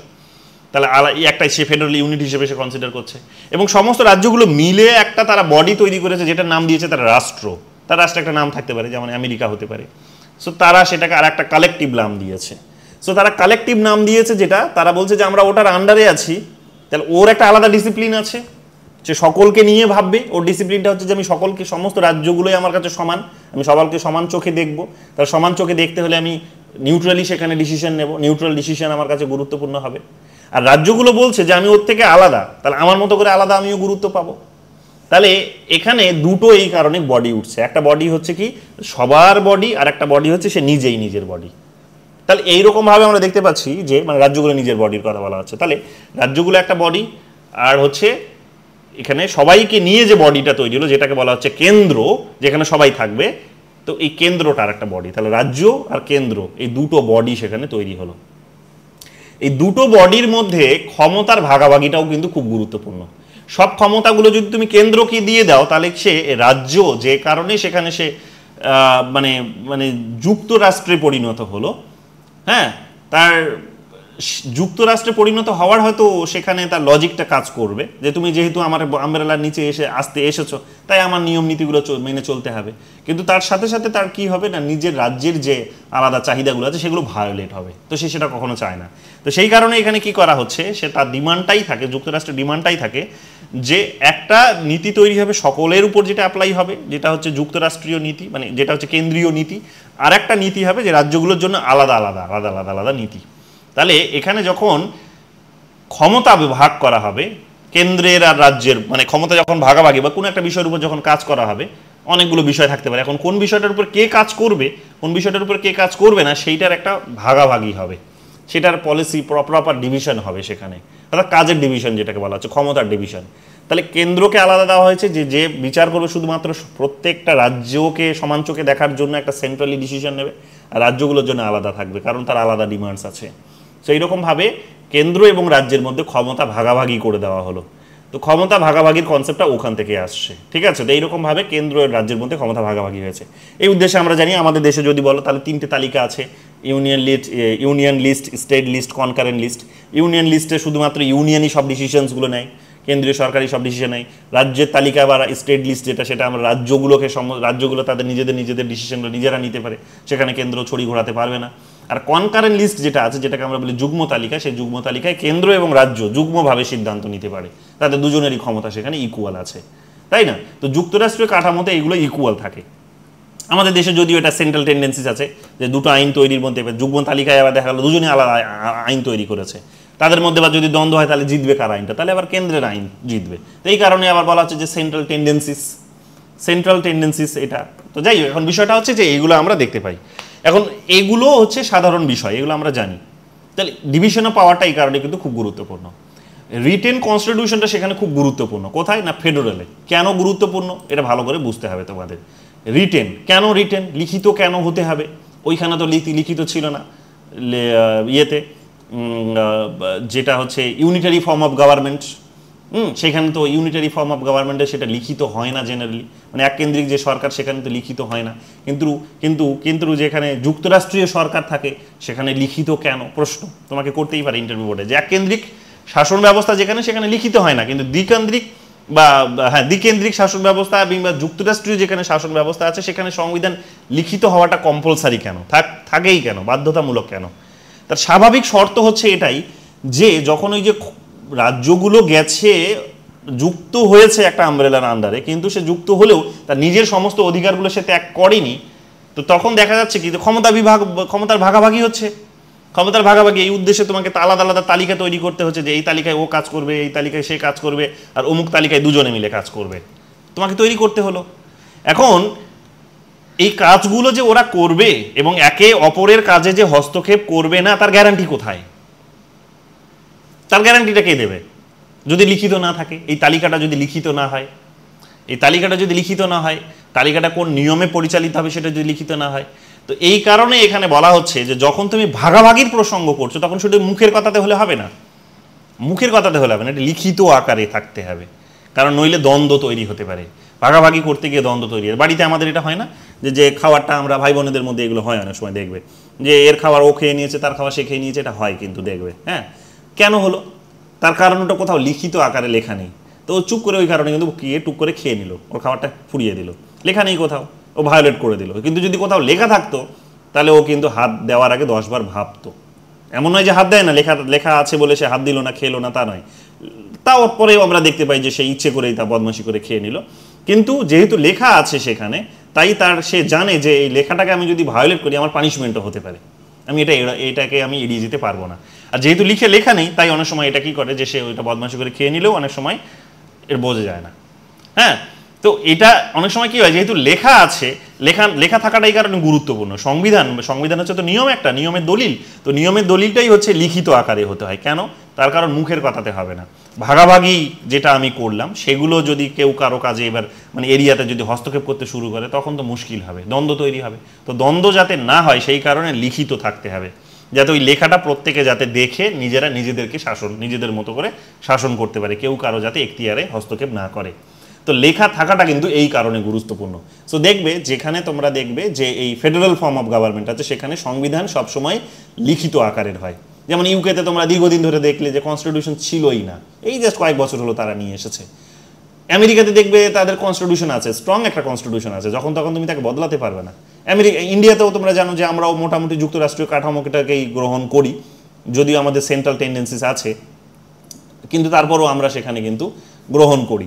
এখন যেহেতু আছে সেই কারণে কি আছে, আমাদের একটা কিন্তু সংবিধান আছে, লিখিত সংবিধান, এবং সেই সংবিধান দেখবে দিনের পর দিন বড় হতেই আছে। মানে অনেকগুলো দেখবে লেখা হচ্ছে সেখানে, অনেকগুলো সেখানে দেখবে নিয়ম লিখতে হচ্ছে আমাদেরকে। কেন?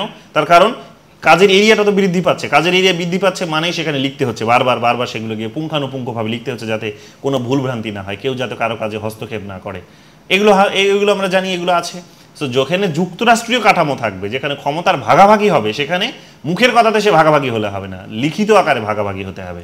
তো এই কারণে সংবিধানে এই যে এগুলোই লেখা থাকে, সংবিধানে আর কিছু না, সংবিধানে এগুলোই লেখা থাকে যে কার কতটা এখতিয়ার কোথায় আছে, কে কোনটা উপভোগ করবে, কেন্দ্র কতটা পাবে আর রাজ্য কতটা পাবে। তো এগুলো দেখবে যুক্তরাষ্ট্রীয় কাঠামোতে এগুলো লিখিত আকারের হয়। এটা হচ্ছে তার লজিক। থার্ড, এখানে বলছে সুপ্রিমেসি অফ দ্য কনস্টিটিউশন। কেন সুপ্রিমেসি? তার কারণ যে নিয়মটাই কিন্তু শেষ কথা বলবে, নিয়মটাই হচ্ছে কিন্তু শেষ কথা। কেন শেষ কথা? তার কারণ হচ্ছে যেখানে যুক্তরাষ্ট্র সেখানে তো দ্বন্দ্ব আসবেই। দেখবে কিছুদিন আগে আমাদের প্রধান বিচারপতি এই যে যিনি এখন আছেন তিনি বললেন যে সংবিধানই শেষ কথা, পার্লামেন্ট নয়। কেন পার্লামেন্ট নয়? কারণ পার্লামেন্টে আমরা জানি যে সেখানে কেন্দ্রের একটা বড় সেখানে মানে একটা কেন্দ্রে সেখানে বড় একটা কি বলবো যে একটা ডমিনেশনস আছে, কেন্দ্রের ডমিনেশন আছে। তো কেন্দ্রের ডমিনেশনস আছে, এখন সে তার ডমিনেশনস দিয়ে তো রাজ্যের যে ভাগের তালিকায় যেগুলো পড়েছে তো সেগুলোকে তো বদলে দিতে পারে, সে তো সেগুলো তো হস্তক্ষেপ করতে পারে। তো সেই কারণে বলেছে যে না, পার্লামেন্ট গুরুত্বপূর্ণ নয়, কারণ গুরুত্বপূর্ণ হচ্ছে সংবিধান। কারণ সংবিধানে যেটা লেখা আছে সেটাকে মান্যতা দিতে হবে। সেটাই সুপ্রিম, সেটাকে কেউ ভায়োলেট করতে পারবে না। এখন এইটা বোঝাতে চাইছে এটাই যে যখন দ্বন্দ্ব হবে তখন সেই দ্বন্দ্বটা যাতে নিরসন করা যায় তার জন্য নিরসন করার উপায়টা কোথায় থাকবে, উপায়টা ওই সংবিধানে লেখা আছে, ওইটাকে মেনেই তোমাকে উপায়টা বের করতে হবে বা সমাধান করতে হবে দ্বন্দ্বের। এবং দ্বন্দ্ব যাতে নাও হয় তার জন্য নিয়মটা গুরুত্বপূর্ণ। কাজেই এখানে সংবিধানটা গুরুত্বপূর্ণ, সংবিধানই সেখানে কিন্তু চূড়ান্ত, সংবিধান মেনেই দেশ শাসন হবে, সংবিধান মেনেই কিন্তু এখানে রাজ্য শাসন হবে, সংবিধানটাই এখানে শেষ কথা বলবে। তো এই কারণে সংবিধানকে বলছে এখানে সুপ্রিম, সংবিধানই হচ্ছে এখানে শেষ কথা, সংবিধানই হচ্ছে শেষ বডি একটা বলতে পারো, যে যাকে মেনে দেশ পরিচালনা করা হবে। সো এইরকমভাবে আমরা দেখতে পাচ্ছি কি যে একটা ব্যালেন্স করার চেষ্টা করা হয়েছে। সংবিধান সেখানেই এই ধরনের দেখবে সুপ্রিমেসি লাভ করে যেখানে যুক্তরাষ্ট্রীয় কাঠামো আছে। কারণ নিয়মটাকে যদি কেউ অতি সহজে বদলে দেয় বা কারো যদি ক্ষমতা বেশি হয় তাহলে সে অতি সহজে সে নিজের মতো করে ভায়োলেট করবে, অন্যের অধিকারে হস্তক্ষেপ করবে, অন্যের জায়গা খাওয়ার কেড়ে নেবে, এটা তো হতে পারে না। তো সেই কারণে বলা হয় যে সংবিধান লেখা আছে এবং সংবিধান মেনেই তোমাকে কাজ করতে হবে। তো সেখানে যা লেখা আছে সেটাই মেনে করতে হবে, যেটা তোমাকে ভাগে দেওয়া হয়েছে সেটাই তোমার ভাগ। সেই কারণে বলা হচ্ছে যে সংবিধানটাই হচ্ছে সুপ্রিম, যেটা লিখিত আকারে আছে। তো এটা আমরা দেখতে পাচ্ছি। 4 নম্বরে এখানে যেটা বলেছে, যেটা 5 নম্বর হওয়া উচিত, সেটা হচ্ছে যে ইন্ডিপেন্ডেন্ট জুডিশিয়ারি। কেন ইন্ডিপেন্ডেন্ট জুডিশিয়ারি? যুক্তরাষ্ট্রীয় কাঠামোতে ইন্ডিপেন্ডেন্ট জুডিশিয়ারি কেন গুরুত্বপূর্ণ? ইউনিটারিতে নাও থাকতে পারে, ইউনিটারিতে থাকতেই নাও থাকতে পারে, যেমন ইউকেতে দীর্ঘদিন ধরে ছিল না পার্লামেন্টে, মানে ইউকেতে ইউনাইটেড কিংডমে জুডিশিয়ারি ছিলই না এক প্রকার, কোনো গুরুত্বই নেই সেখানে। কিন্তু যেখানে যুক্তরাষ্ট্রীয় কাঠামো খুব গুরুত্বপূর্ণ সেখানে জুডিশিয়ারি থাকতে হবে। জুডিশিয়ারি কি না, জুডিশিয়ারি হচ্ছে একটা বিচার বিভাগ। যুক্তরাষ্ট্রীয় কাঠামো মানে হচ্ছে দুটোই আলাদা আলাদা ইউনিট, কেন্দ্র আর রাজ্য, কেন্দ্র আর রাজ্য আছে, বা আলাদা আলাদা রাজ্যগুলোও তো আছে, তাদের নিজেদের মধ্যেও তো দ্বন্দ্ব হতে পারে।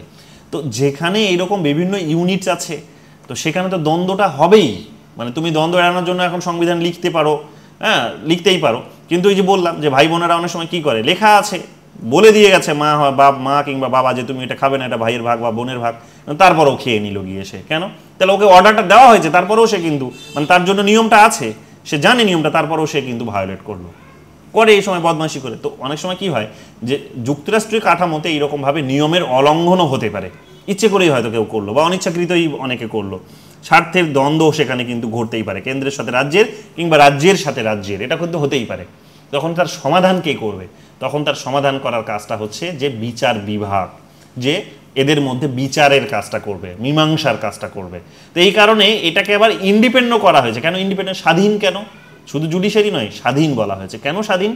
স্বাধীন বলা হচ্ছে এই কারণে যে সে যদি কোনো একটা ইউনিটের দ্বারা, হয়তো কেন্দ্রের দ্বারা, কেন্দ্র যেহেতু বললাম যেহেতু খুব ডমিনেট, গোটা দেশ জুড়ে যেহেতু শাসন করা তার অধিকার আছে, তো সে যদি এখন একে ওর পাওয়ারটিকে কাজে লাগিয়ে একে যদি জুডিশিয়ারিকে যদি এখন সে কন্ট্রোল করতে শুরু করে, মুশকিলটা হবে কি যে সে রাজ্যগুলোর অধিকারটা সে খেয়ে নেবে, অর্থাৎ জুডিশিয়ারি ওই কেন্দ্রের কথাতেই নাচবে, কেন্দ্রের কথাতেই সে ছড়ি ঘোরাতে শুরু করবে। তো এতে করে কি হবে, এই রাজ্যগুলো যে শর্তে সেখানে যুক্তরাষ্ট্রে প্রবেশ করেছিল, চুক্তিতে প্রবেশ করে তারা যুক্তরাষ্ট্রের কাঠামো গঠন করেছিল, সেটা তো ভায়োলেট হবে, নষ্ট হবে।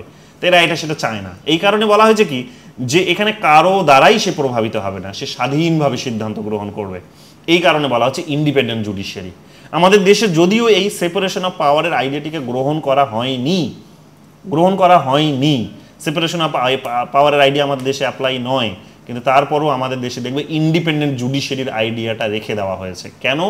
তার কারণ যে এখানে কেন্দ্র আর রাজ্যের কিন্তু এখানে গল্প আছে, কেন্দ্র আর রাজ্যের মধ্যে ক্ষমতার ভাগাভাগির গল্প আছে। তো যেহেতু আছে, এক প্রকার আমরাও যুক্তরাষ্ট্রীয় কাঠামোকে গুরুত্ব দিই, তাই এখানে কি থাকবে, বিচার বিভাগ স্বাধীনতা লাভ করবে, সে কারো দ্বারাই যেন প্রভাবিত না হয়। যে ক্ষমতাশালী সে তাকে প্রভাবিত করে দিতে পারে, তাকে হয়তো বললো যে তোমার বিচারকদের আমি বেতন বাড়িয়ে দেবো, তোমাদের বিচারকদের আমি কাজের মেয়াদ বাড়িয়ে দেবো, চলো 75 বছর বয়স পর্যন্ত তোমরা চাকরি করো। ওদেরকে হয়তো বলে দিতে পারে যে চলো তোমাকে আমি রিটায়ার করার পর হিউম্যান রাইটস কমিশনে তোমাকে আমি চেয়ারম্যান করে দিলাম, তোমাকে আমি পার্লামেন্টের সদস্য করে দিলাম। এটা হয়তো প্রলোভন দেখাতে পারে, দেখিয়ে কি করতে পারে, দেখিয়ে বলতে পারে যে তুমি তাহলে আমার মতো করে করো, তাহলে রিটায়ারমেন্টের পরে এই সুযোগগুলো পাবে বা পদে থাকাকালীন এই সুযোগ সুবিধাগুলো পাবে। হ্যাঁ, কিন্তু এটা যাতে সে না করতে পারে সেই কারণে কি করতে পারে, যে বিচার বিভাগকে স্বাধীন ক্ষমতা দেওয়া হয়েছে। এবং স্বাধীন ক্ষমতা এতটাই স্বাধীন, তোমরা দেখবে আর্টিকেল 43-তে, সম্ভবত 143-তে তাকে এতটাই স্বাধীন ক্ষমতা দেওয়া হয়েছে যে যখন দ্বন্দ্বগুলো এইরকমভাবে দেখবে উঠে আসবে কেন্দ্র ও রাজ্যের মধ্যে কিংবা রাজ্যগুলোর মধ্যে, একটা রাজ্যের সঙ্গে আর একটা রাজ্যের কিংবা একটা কেন্দ্রের সাথে কিংবা একটা রাজ্যের কিংবা কেন্দ্রের সাথে অনেকগুলো রাজ্যের দ্বন্দ্ব যখন উঠে আসবে, তখন সে যদি দেখে যে এটা সমাধানে পৌঁছানোই যাচ্ছে না, হয় দুটো পক্ষই ঠিক নয় দুটো পক্ষই ভুল, বা কোনো একটা ইনজাস্টিস তো হবেই সমাধান নিতে গেলে, জাস্টিস প্রপার ইনশিওর করা যাবে না, কোনো একটা পক্ষের সাথে অন্যায় হবেই। তো তখন সে কি করতে পারে, তখন সে 143 নম্বর ধারা অনুসারে স্বাধীনভাবে সিদ্ধান্ত নিতে পারে, এবং সেই সিদ্ধান্তটাই কিন্তু চূড়ান্ত বলে বিবেচিত হবে, সেখানে কেউ আঙুল দেখাতে পারবে না। বলো কি বলছো, কেউ কিছু বলছো?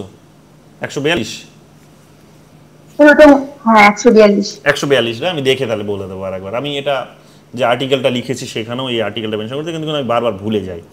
142 বা 143 হবে, ঠিক আছে। স্বাধীনভাবে সে সিদ্ধান্ত, 143 হচ্ছে অ্যাডভাইজারি, রাইট রাইট রাইট।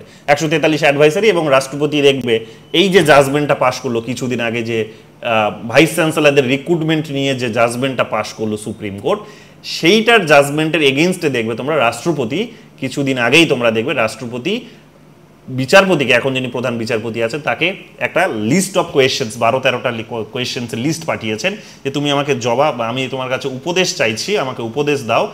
যে কিছু কিছু কোয়েশ্চেন্স তুলেছেন, যে সুপ্রিম মানে কেন্দ্র সরকার বড় নাকি, এইসব অনেক প্রশ্ন, দেখবে লিস্টটা খুলে দেখবে। তো ওই প্রসঙ্গে এটা আলোচনাতেও এখন আছে। যারা রিসেন্ট ইন্টারভিউ বোর্ডগুলো ফেস করবে বা বিভিন্ন চাকরির পরীক্ষাগুলো ফেস করবে, তারা এই ইনফরমেশন, কারেন্ট অ্যাফেয়ার্সগুলো কনস্টিটিউশন থেকে খুব জানাটা কিন্তু খুব গুরুত্বপূর্ণ। সো 142 নম্বর ধারা অনুসারে সেখানে কি করতে পারে, একটা স্বাধীনভাবে সে সিদ্ধান্ত নিতে পারে, এবং যে সিদ্ধান্তটা নেবে সেটা কিন্তু সবার উপর কিন্তু বাধ্যতামূলক, সেটা কিন্তু মানতেই হবে। তো এইটা তাকে একটা বিশাল পাওয়ার দেওয়া হয়েছে, একটা স্বাধীন পাওয়ার দেওয়া হয়েছে। তো যেখানে যুক্তরাষ্ট্রীয় কাঠামো থাকবে সেখানে ইন্ডিপেন্ডেন্ট এই জুডিশিয়ারিটা কিন্তু থাকতেই হবে। কিন্তু এক কেন্দ্রিক যদি শাসন ব্যবস্থা হতো, দ্বন্দ্বই তো নেই, এক কেন্দ্র তো, একটাই তো শাসন, কোনো সেপারেশনস নেই। সো সেখানে বিচার বিভাগেরও প্রয়োজনীয়, কারণ দ্বন্দ্ব কার সাথে হবে, দ্বন্দ্ব তো কারোর সাথে হওয়ার নেই এখানে। কিন্তু যেখানে যুক্ত থাকবে, যুক্তরাষ্ট্রীয় কাঠামো থাকবে, সেখানে দ্বন্দ্ব হবে, আর দ্বন্দ্ব থাকলেই সেখানে কিন্তু এটা হবে। সো এটা ভালো করে দেখে নিও। তো এই কারণে তোমরা দেখবে সম্ভবত এখনও আমাদের বিচারপতি এখনও দেখবে কোনো উত্তর দেয়নি, কারণ উত্তর দেওয়াটাও বাধ্যতামূলক বোধহয় নয়, ঠিক আছে। ওখানে দেখবে এটা নিয়ে এখন দেখবে আলোচনায় আছে, তোমরা একটু গুগল করলেই বা ইউটিউবে গেলেই তোমরা দেখবে এটা এই বোধহয় 15-20 দিনের একটা তোমাদের ডেভেলপমেন্টস বলছি, যে এটা এখন আলোচনার কেন্দ্রবিন্দুতে আছে, এটা ভালো করে তোমাদের দেখে নিতে হবে। এরপরে কি বলছি, এরপরে হচ্ছে বাইক্যামেরাল লেজিসলেচার, যে বলা হয়েছে এখানে, উপর দিকে ছিল না কিন্তু এখানে বলেছে বাইক্যামেরাল লেজিসলেচারটা বাধ্যতামূলক। তার মানে যে বললাম, যে যেহেতু রাজ্যগুলোকে আলাদাভাবে এখানে তাদের অস্তিত্বটাকেও স্বীকার করা হয়েছে, তাদের ডিমান্ডগুলোকেও মেনে নেওয়া হয়েছে বলেছে, তাই সেই কারণে তুমি আলাদাভাবে একটা ইউনিটের স্বীকৃতি পাবে, প্লাস স্বীকৃতি পেলেও তুমি আবার আমব্রেলাতেও থাকো, সেন্ট্রাল আমব্রেলাতেও তুমি থাকো।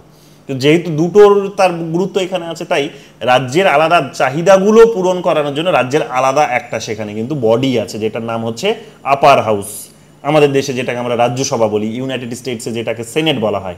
সো এরকমভাবে দুটো হাউস থাকতেই হবে। তো যুক্তরাষ্ট্র হলে তার মানে বুঝতেই পারছো যে আপার হাউসের অস্তিত্ব থাকবেই। আর যদি দেশটা গণতান্ত্রিক হয়, যদি জনগণের ভোটে, সরাসরি ভোটে সেখানে যদি নির্বাচিত সরকার গঠন করার প্রক্রিয়া থাকে, গণতান্ত্রিক যদি হয় দেশটা মোটামুটিভাবে বুঝে নাও, তাহলে কিন্তু লোয়ার হাউসটাও থাকতেই হবে। জনগণের ভোটে সেখানে নির্বাচিত প্রতিনিধি সেখানে যদি আসে, তাহলে সেখানে স্বাভাবিক নিয়মে দুটো হাউস হয়ে যাচ্ছে। এই কারণে বলছে বাইক্যামেরাল লেজিসলেচার, দ্বিকক্ষ বিশিষ্ট কিন্তু আইনসভা। তাহলে যখনই যুক্তরাষ্ট্রের প্রসঙ্গ আসবে, তখনই দ্বিকক্ষ বিশিষ্ট আইনসভারও প্রসঙ্গ সেখানে কিন্তু আসবে। এটা তোমাদের ভালো করে মাথায় রাখতে হবে। এখানে 6 নম্বরে যেটা বলা হচ্ছে সেটা হচ্ছে ডুয়াল সিটিজেনশিপ। ডুয়াল সিটিজেনশিপ, দ্বৈত নাগরিকত্ব বলা হচ্ছে এটাকে। অর্থাৎ দ্বৈত নাগরিকত্ব মানে হচ্ছে দুই ধরনের নাগরিকত্ব, দুই ধরনের নাগরিকত্ব। একটা নাগরিকত্ব যে বললাম, যেহেতু যে রাজ্যগুলোকে আলাদাভাবে তাকে স্বীকৃতি দেওয়া হয়েছে, যে তুমি রাজ্য, তুমি চলো, তুমি তোমাকে আমি মেনে নিলাম, তোমার দাবি হলো তুমি আলাদা সবার থেকে, তো তোমাকে ওই স্বীকৃতিটা তোমাকে দিলাম, প্লাস তুমি সেন্ট্রাল আমব্রেলার মধ্যেও থাকো। তাহলে দুটোই, তাহলে একদিকে সে কি করছে, সে কিন্তু রাজ্যেরও নাগরিকত্ব পাচ্ছে, আবার অন্যদিকে সে কেন্দ্রেরও নাগরিকত্ব পাচ্ছে। এখন ওই রাজ্যের নাগরিকত্ব আর এই রাজ্যের নাগরিকত্বের মধ্যে পার্থক্য, ওই রাজ্যের নাগরিক সে এই রাজ্যে আসতে পারবে না, কিন্তু যে ওই রাজ্যের নাগরিক সে আবার আমেরিকারও নাগরিক। কিন্তু ওই রাজ্যের এই রাজ্যের নাগরিক মানে সে কিন্তু আমেরিকার নাগরিক হলেও কিন্তু এই রাজ্যের নাগরিক সে হতে পারবে না।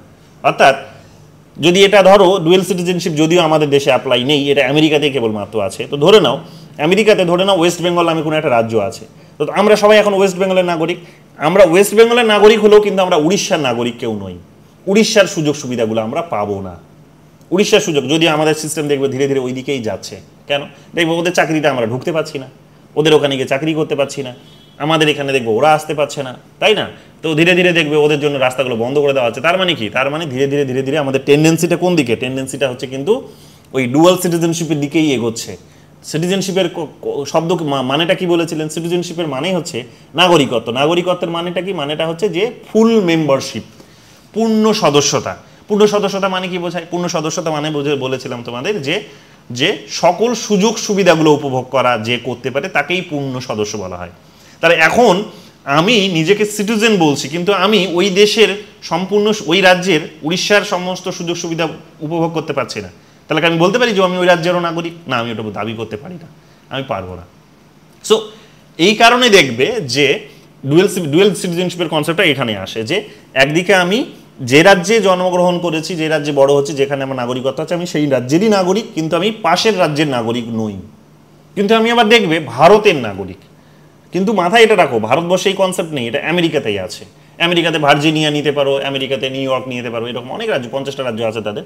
তো 50টা রাজ্য সেখানে দেখবে যে একটা রাজ্যের যে নাগরিক সে বাকি 49টা রাজ্যের নাগরিক সে নয়।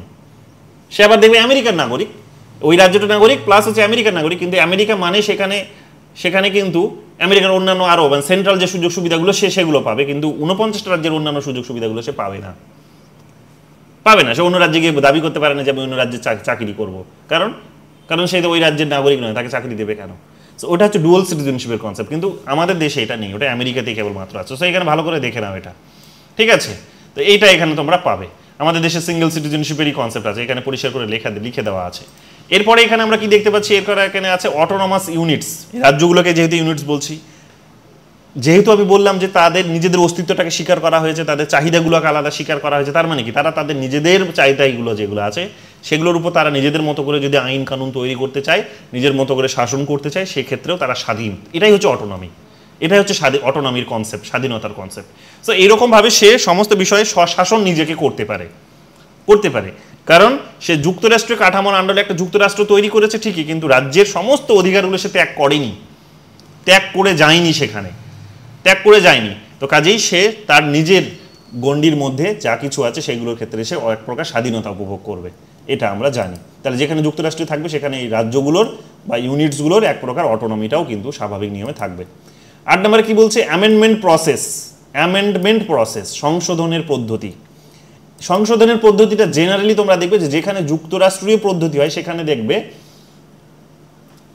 অ্যামেন্ডমেন্ট প্রসেস থাকে না তা নয়, থাকবে। অ্যামেন্ডমেন্ট সংশোধন থাকতেই হবে, সংশোধনের পদ্ধতি থাকতেই হবে, সংবিধান সংশোধনের পদ্ধতি থাকতেই হবে, কিন্তু প্রসেসগুলো অনেক জটিল হয়। আমাদের দেশে যেমন এটাকে আমরা একটা হায়ারার্কিক্যাল মডেলে তৈরি করেছি, যে একেবারেই সাধারণ বিষয়, তারপর কিছু জটিল বিষয়, তার মানে বিশেষ কিছু বিষয়, তারপর দেখবে জটিল, 3টে আমরা একটা লেয়ার তৈরি করেছি। ওদের দেশে দেখবে ওই রকমভাবে লেয়ার তৈরি করা হয়নি, কিন্তু জটিল মোটামুটিভাবে। কেন জটিল? কারণ ওই যে বললাম যে কেন্দ্র আর রাজ্যের মধ্যে এখানে এক প্রকার যেহেতু ভাগাভাগির ব্যাপার আছে, কোনো একটা ইউনিট যদি কেন্দ্রই যদি ধরে নাও এখানে খুব পাওয়ারফুল হয়ে গেছে, তো সে কি করবে? সংবিধান তো নিজের মতো করে বদলে দিয়ে রাজ্যগুলোর ক্ষমতা কেড়ে নেবে, রাজ্যগুলোর কাজে হস্তক্ষেপ করতে শুরু করবে।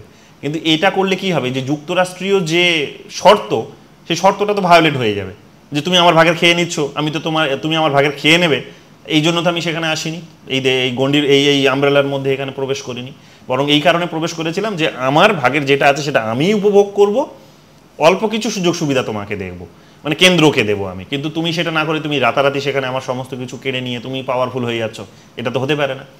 সো যাতে এটা না হয়, এইরকমভাবে যাতে দ্বন্দ্ব না তৈরি হয়, কেউ যাতে কারো ভাগের খেয়ে নিতে না পারে, ক্ষমতাবান যাতে না হয়ে যেতে পারে, এই কারণে ওই যুক্তরাষ্ট্রীয় যেখানে থাকবে সেখানে সংবিধান সংশোধনটাকেও কিন্তু কঠিন একটা পদ্ধতিতে পরিণত করা হয়, যাতে অতি সহজে কেউ বদলাতে না পারে। আমাদের দেশে আমরা এটা 3টে লেয়ারে এটা তৈরি করেছি। আমাদের দেশেও এরকম বিশেষ এরিয়া বিশেষে স্পেসিফিক ইস্যুর ক্ষেত্রে আমরা এক এক রকমভাবে লেয়ারে সেগুলোকে, এক একটা লেয়ারে এক এক রকমের ইস্যুসকে রেখেছি, যে অল্প কিছু ভোটেই কিছুটা মানে সাধারণ সংখ্যাগরিষ্ঠতায় পাস হতে পারে একটা কিছু বিষয় দেখবে তোমরা সেখানে স্পেশাল মেজরিটিতে পাস হতে পারে, আর কিছু বিষয় দেখবে সেখানে কমপ্লেক্স একটা প্রসেসে পাস হতে পারে, যে স্পেশালটাও লাগবে, আবার হচ্ছে সেখানে রাজ্যগুলোরও সম্মতিও লাগবে, যেগুলো যুক্তরাষ্ট্রের কাঠামোর সঙ্গে জড়িত।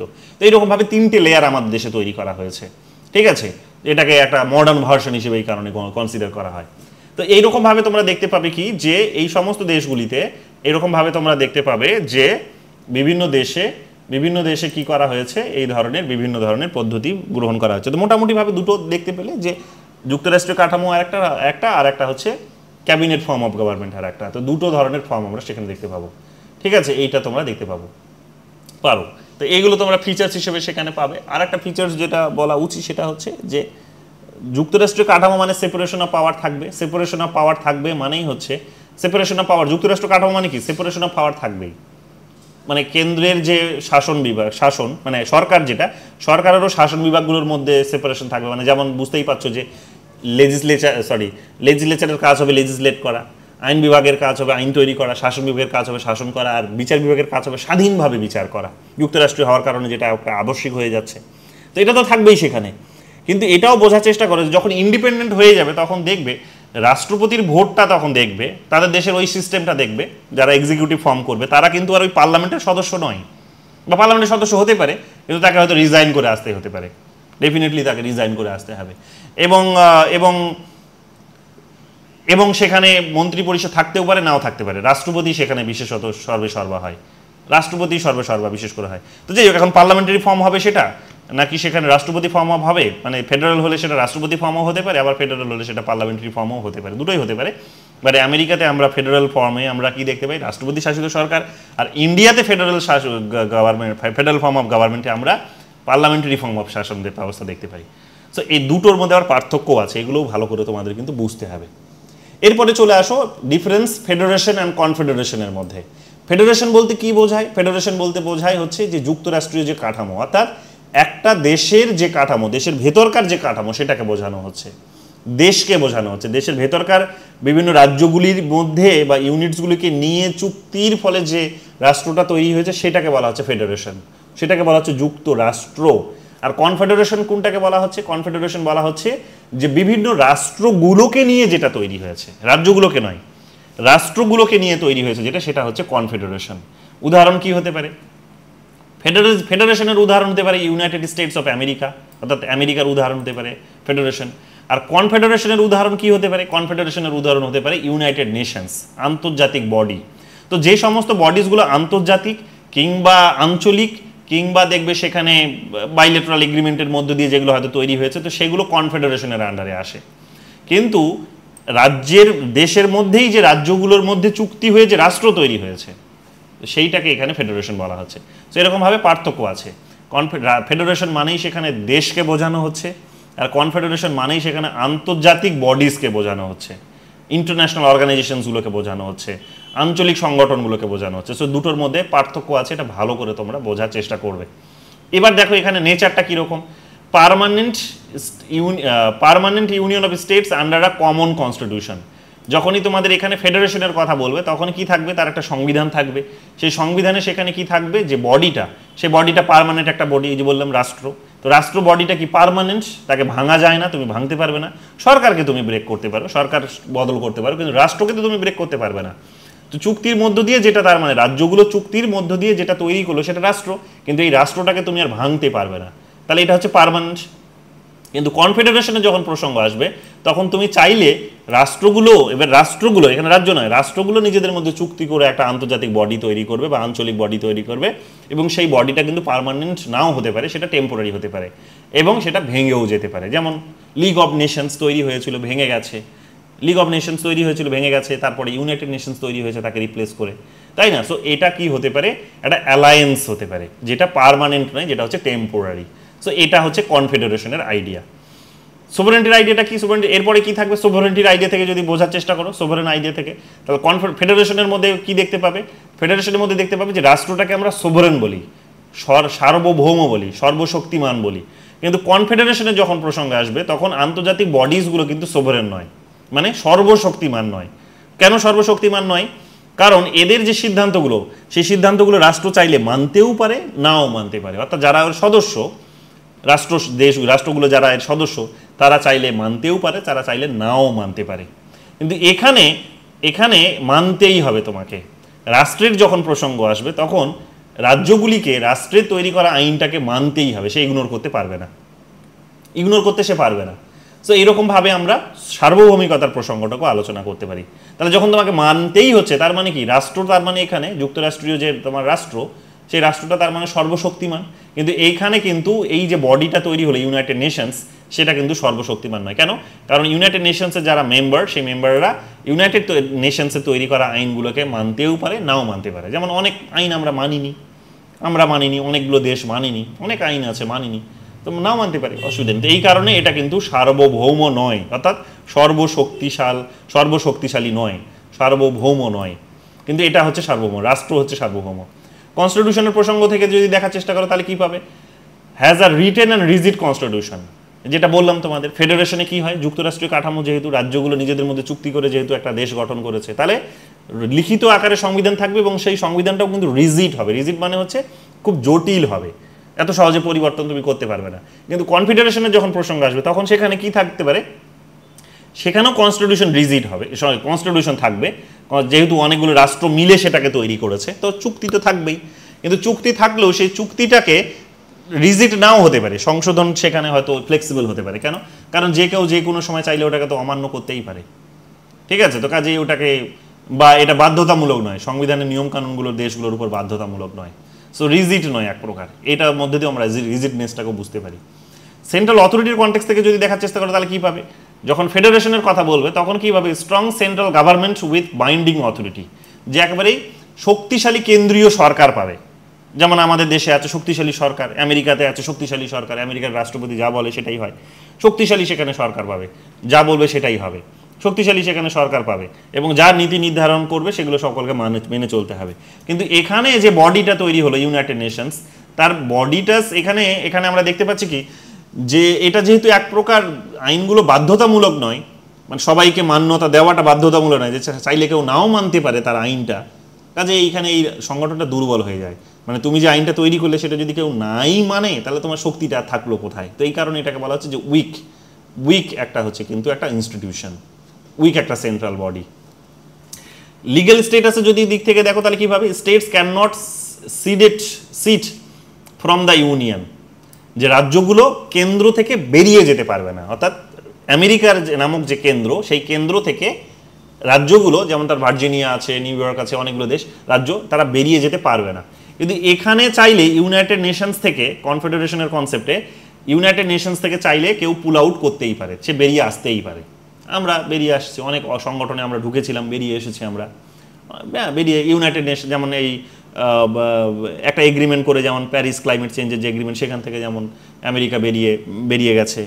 তারপরে দেখবে তোমরা WHO থেকে তারা যেমন বেরিয়ে যেতে চাইছে, এটা হতে পারে। কিন্তু আমেরিকা থেকে কোনো রাজ্য বেরিয়ে যেতে পারবে না, আমেরিকা থেকে কোনো রাজ্য বেরিয়ে যেতে পারবে না। আমেরিকা চাইলে যে আন্তর্জাতিক বডিজগুলো আছে সেগুলো থেকে বেরিয়ে আসতে পারে, কিন্তু আমেরিকার মধ্যে রাজ্যগুলো আমেরিকা থেকে বেরিয়ে যেতে পারবে না। তো এটা হচ্ছে ফেডারেশন এবং কনফেডারেশনের একটা পার্থক্য লিগ্যাল স্টেটাসের দিক থেকে। এক্সাম্পল যদি দেখো তাহলে হচ্ছে কি, এর এক্সাম্পল হচ্ছে USA, ইন্ডিয়া, কানাডা, কারণ যুক্তরাষ্ট্রীয় কাঠামোকে ফলো করে, ঠিক আছে? আমরা অত্যধিক বেশি কানাডার যে যুক্তরাষ্ট্রীয় কাঠামো, সেটা সেন্ট্রাল টেন্ডেন্সিস আছে, সেটাকে ফলো করি, ইউএসএরটাকে আমরা ফলো করি না, ঠিক আছে? কারণ ইউএসএরটা অনেক বেশি সেন্ট্রালি রিজিড, কিন্তু ইউএসএটা অনেক বেশি সেন্ট্রালি হচ্ছে, কিন্তু মানে অবশিষ্ট ক্ষমতাগুলো রাজ্যকে দেওয়া হয়েছে, কিন্তু এখানে অবশিষ্ট ক্ষমতাগুলো কানাডা কেন্দ্রকে দিয়েছে এবং আমরা সেটাই করেছি, আমরা কানাডাকে এই কারণে ফলো করি। যাই হোক, কিন্তু এখানে আমরা কি দেখতে পাবো, বিভিন্ন ইউনাইটেড নেশনস, ইউরোপিয়ান ইউনিয়ন, এই সমস্ত বডিজগুলো আমরা দেখতে পাবো, ঠিক আছে? যেমন সার্ক আছে, বিমস্টেক আছে, ASEAN আছে, এগুলো আছে। তো এগুলো উদাহরণ হতে পারে। সিটিজেন লয়্যালটি কি বলছে, সিটিজেন্স এখানে সরাসরি কি থাকে, কার প্রতি থাকে, এখানে সরাসরি সেন্টারের প্রতি এবং রাজ্যগুলোর প্রতি লয়াল থাকে। সেন্টার এবং রাজ্য দুটোরই প্রতি দায়বদ্ধ থাকে, কেন্দ্র এবং রাজ্যের দুটোরই প্রতি দায়বদ্ধ থাকে বা এখানে লয়াল থাকে, ঠিক আছে? কিন্তু এখানে সিটিজেন এখানে ওই ইন্টারন্যাশনাল ইনস্টিটিউশন প্রতি দায়বদ্ধ থাকার কোনো প্রসঙ্গ নেই। সিটিজেনকে রাষ্ট্রের কাছেই দায়বদ্ধ থাকতে হবে, কারণ ওই সংগঠনের সদস্য জনগণ নয়, ওই সংগঠনের সদস্য, যেমন ইউনাইটেড নেশনসের সদস্য আমাদের দেশের জনগণরা নয়, ইউনাইটেড নেশনসের সদস্য হচ্ছে আমাদের রাষ্ট্র, ভারতবর্ষ নামক রাষ্ট্র সে। সো এই কারণে এখানে জনগণের গুরুত্ব এখানে আছে, জনগণ রাষ্ট্র এবং রাজ্যগুলোর কাছে দায়বদ্ধ থাকে, কিন্তু এখানে জনগণ ইউনাইটেড নেশনসের প্রতি দায়বদ্ধতার কোনো প্রসঙ্গই নেই। এখানে শুধুমাত্র জনগণ তার নিজের দেশের কাছেই দায়বদ্ধ থাকবে, রাষ্ট্রের কাছেই দায়বদ্ধ থাকবে। জুডিশিয়ারির প্রসঙ্গে কি বলছে, জুডিশিয়ারির প্রসঙ্গে বলছে যে independent judiciary ensures legal uniformity. Independent judiciary তার মানে থাকবে স্বাধীন বিচার ব্যবস্থা, যেটা তোমাদের বললাম, স্বাধীন বিচার ব্যবস্থা থাকবে সেখানে, যেটা আইন কানুনগুলোকে সেখানে মান্যতা দেবে। আর এখানে কি থাকতে পারে, যে no supreme legal authority over all members. Supreme কেন নয়, তার কারণ আইন হতেই পারে হয়তো তৈরি হয়েছে, কিন্তু সেই আইনটাকে যদি কেউ না মানে তাহলে তুমি কি করে আর আইন বলবে? আইন বেসিক্যালি নিয়মটা তো তখন নিয়ম যখন সেটা মানুষ মানবে, কিন্তু সে যদি নাই মান্যতা পায় তাহলে সেটা নিয়ম কী করেই বা হলো। সো নিয়ম তৈরি হয়, ইউনাইটেড নেশনসের অনেক নিয়ম আছে, WHOর আছে, ILOর আছে, হ্যাঁ, IMF আছে, WTOর আছে, অনেক ইন্টারন্যাশনাল ইনস্টিটিউশনস বা রিজিওনাল ইনস্টিটিউশন হিসেবে ASEAN আছে, সার্ক আছে, বিমস, তারপরে হচ্ছে ইউরোপিয়ান ইউনিয়ন আছে, এদের অনেক নিয়মকানুন আছে, এদের নিয়মকানুনগুলো এদের সদস্যগুলোর উপর অ্যাপ্লাই হয়। কিন্তু কেউ যদি নাই মানে সেগুলোকে, তাহলে তো সে আর নিয়ম বলা যায় না সেটাকে। সো এই কারণে বিচার বিভাগেরও বিশেষ কোনো ভূমিকা সেখানে থাকে না। নিয়মটাকে যদি সাধারণভাবেই মানুষের মান্যতা দেওয়া না থাকে, তাহলে কেউ নিয়ম অমান্য করলেও তার যে পানিশমেন্ট হবে, তার জন্য যে বিচার হবে তাহলে সেই বিচারের প্রক্রিয়াটাই তো সেখানে এক প্রকার ইনভিজিবল হয়ে যায়, অদৃশ্যমান হয়ে যায়। তো ব্যাপারটা এখানে সেই দাঁড়িয়ে গেল। এরপরে যেটা দেখতে পাচ্ছি সেটা হচ্ছে defence and foreign policy. Defence and foreign পলিসিতে এখানে আমাদের রাষ্ট্রের যে সরকার আছে, সেন্ট্রাল গভর্নমেন্ট বিশেষ করে, প্রত্যেকটা রাষ্ট্রে যেখানে যেখানে যুক্তরাষ্ট্রীয় কাঠামো আছে সেখানে সেন্ট্রাল গভর্নমেন্টই সেই দায়িত্বগুলো পালন করে, নাকি রাজ্য। সেন্ট্রাল গভর্নমেন্টই সেখানে সেই ফরেন পলিসির ইস্যুসগুলোকে দেখার জন্য দায়বদ্ধ, রাজ্য সরকার নয়, কেন্দ্রীয় সরকার। কিন্তু এখানে ফরেন ইস্যুসগুলোকে আমরা কি দেখতে পারি কি, যে স্টেটসগুলো, এখানে স্টেটসগুলোরই কন্ট্রোল থাকে। এই অর্গানাইজেশনস যে নীতিগুলো তৈরি করে, রাষ্ট্রগুলো চাইলে মানতেও পারে, নাও মানতে পারে। তো স্বাভাবিকভাবেই এখানে রাষ্ট্রগুলোরই এক প্রকার কন্ট্রোল ওই বডিটার উপরে থাকে। তো এইটা হচ্ছে বেসিক পার্থক্য। এই পার্থক্যগুলো তোমাদেরকে মনে রাখতে হবে। যদি এই পার্থক্যগুলো মনে থাকে তোমাদের জন্য, দেখবে এটা অনেক ইজি হয়ে যাবে, তোমাদের জন্য এটা অনেক ইজি হয়ে যাবে।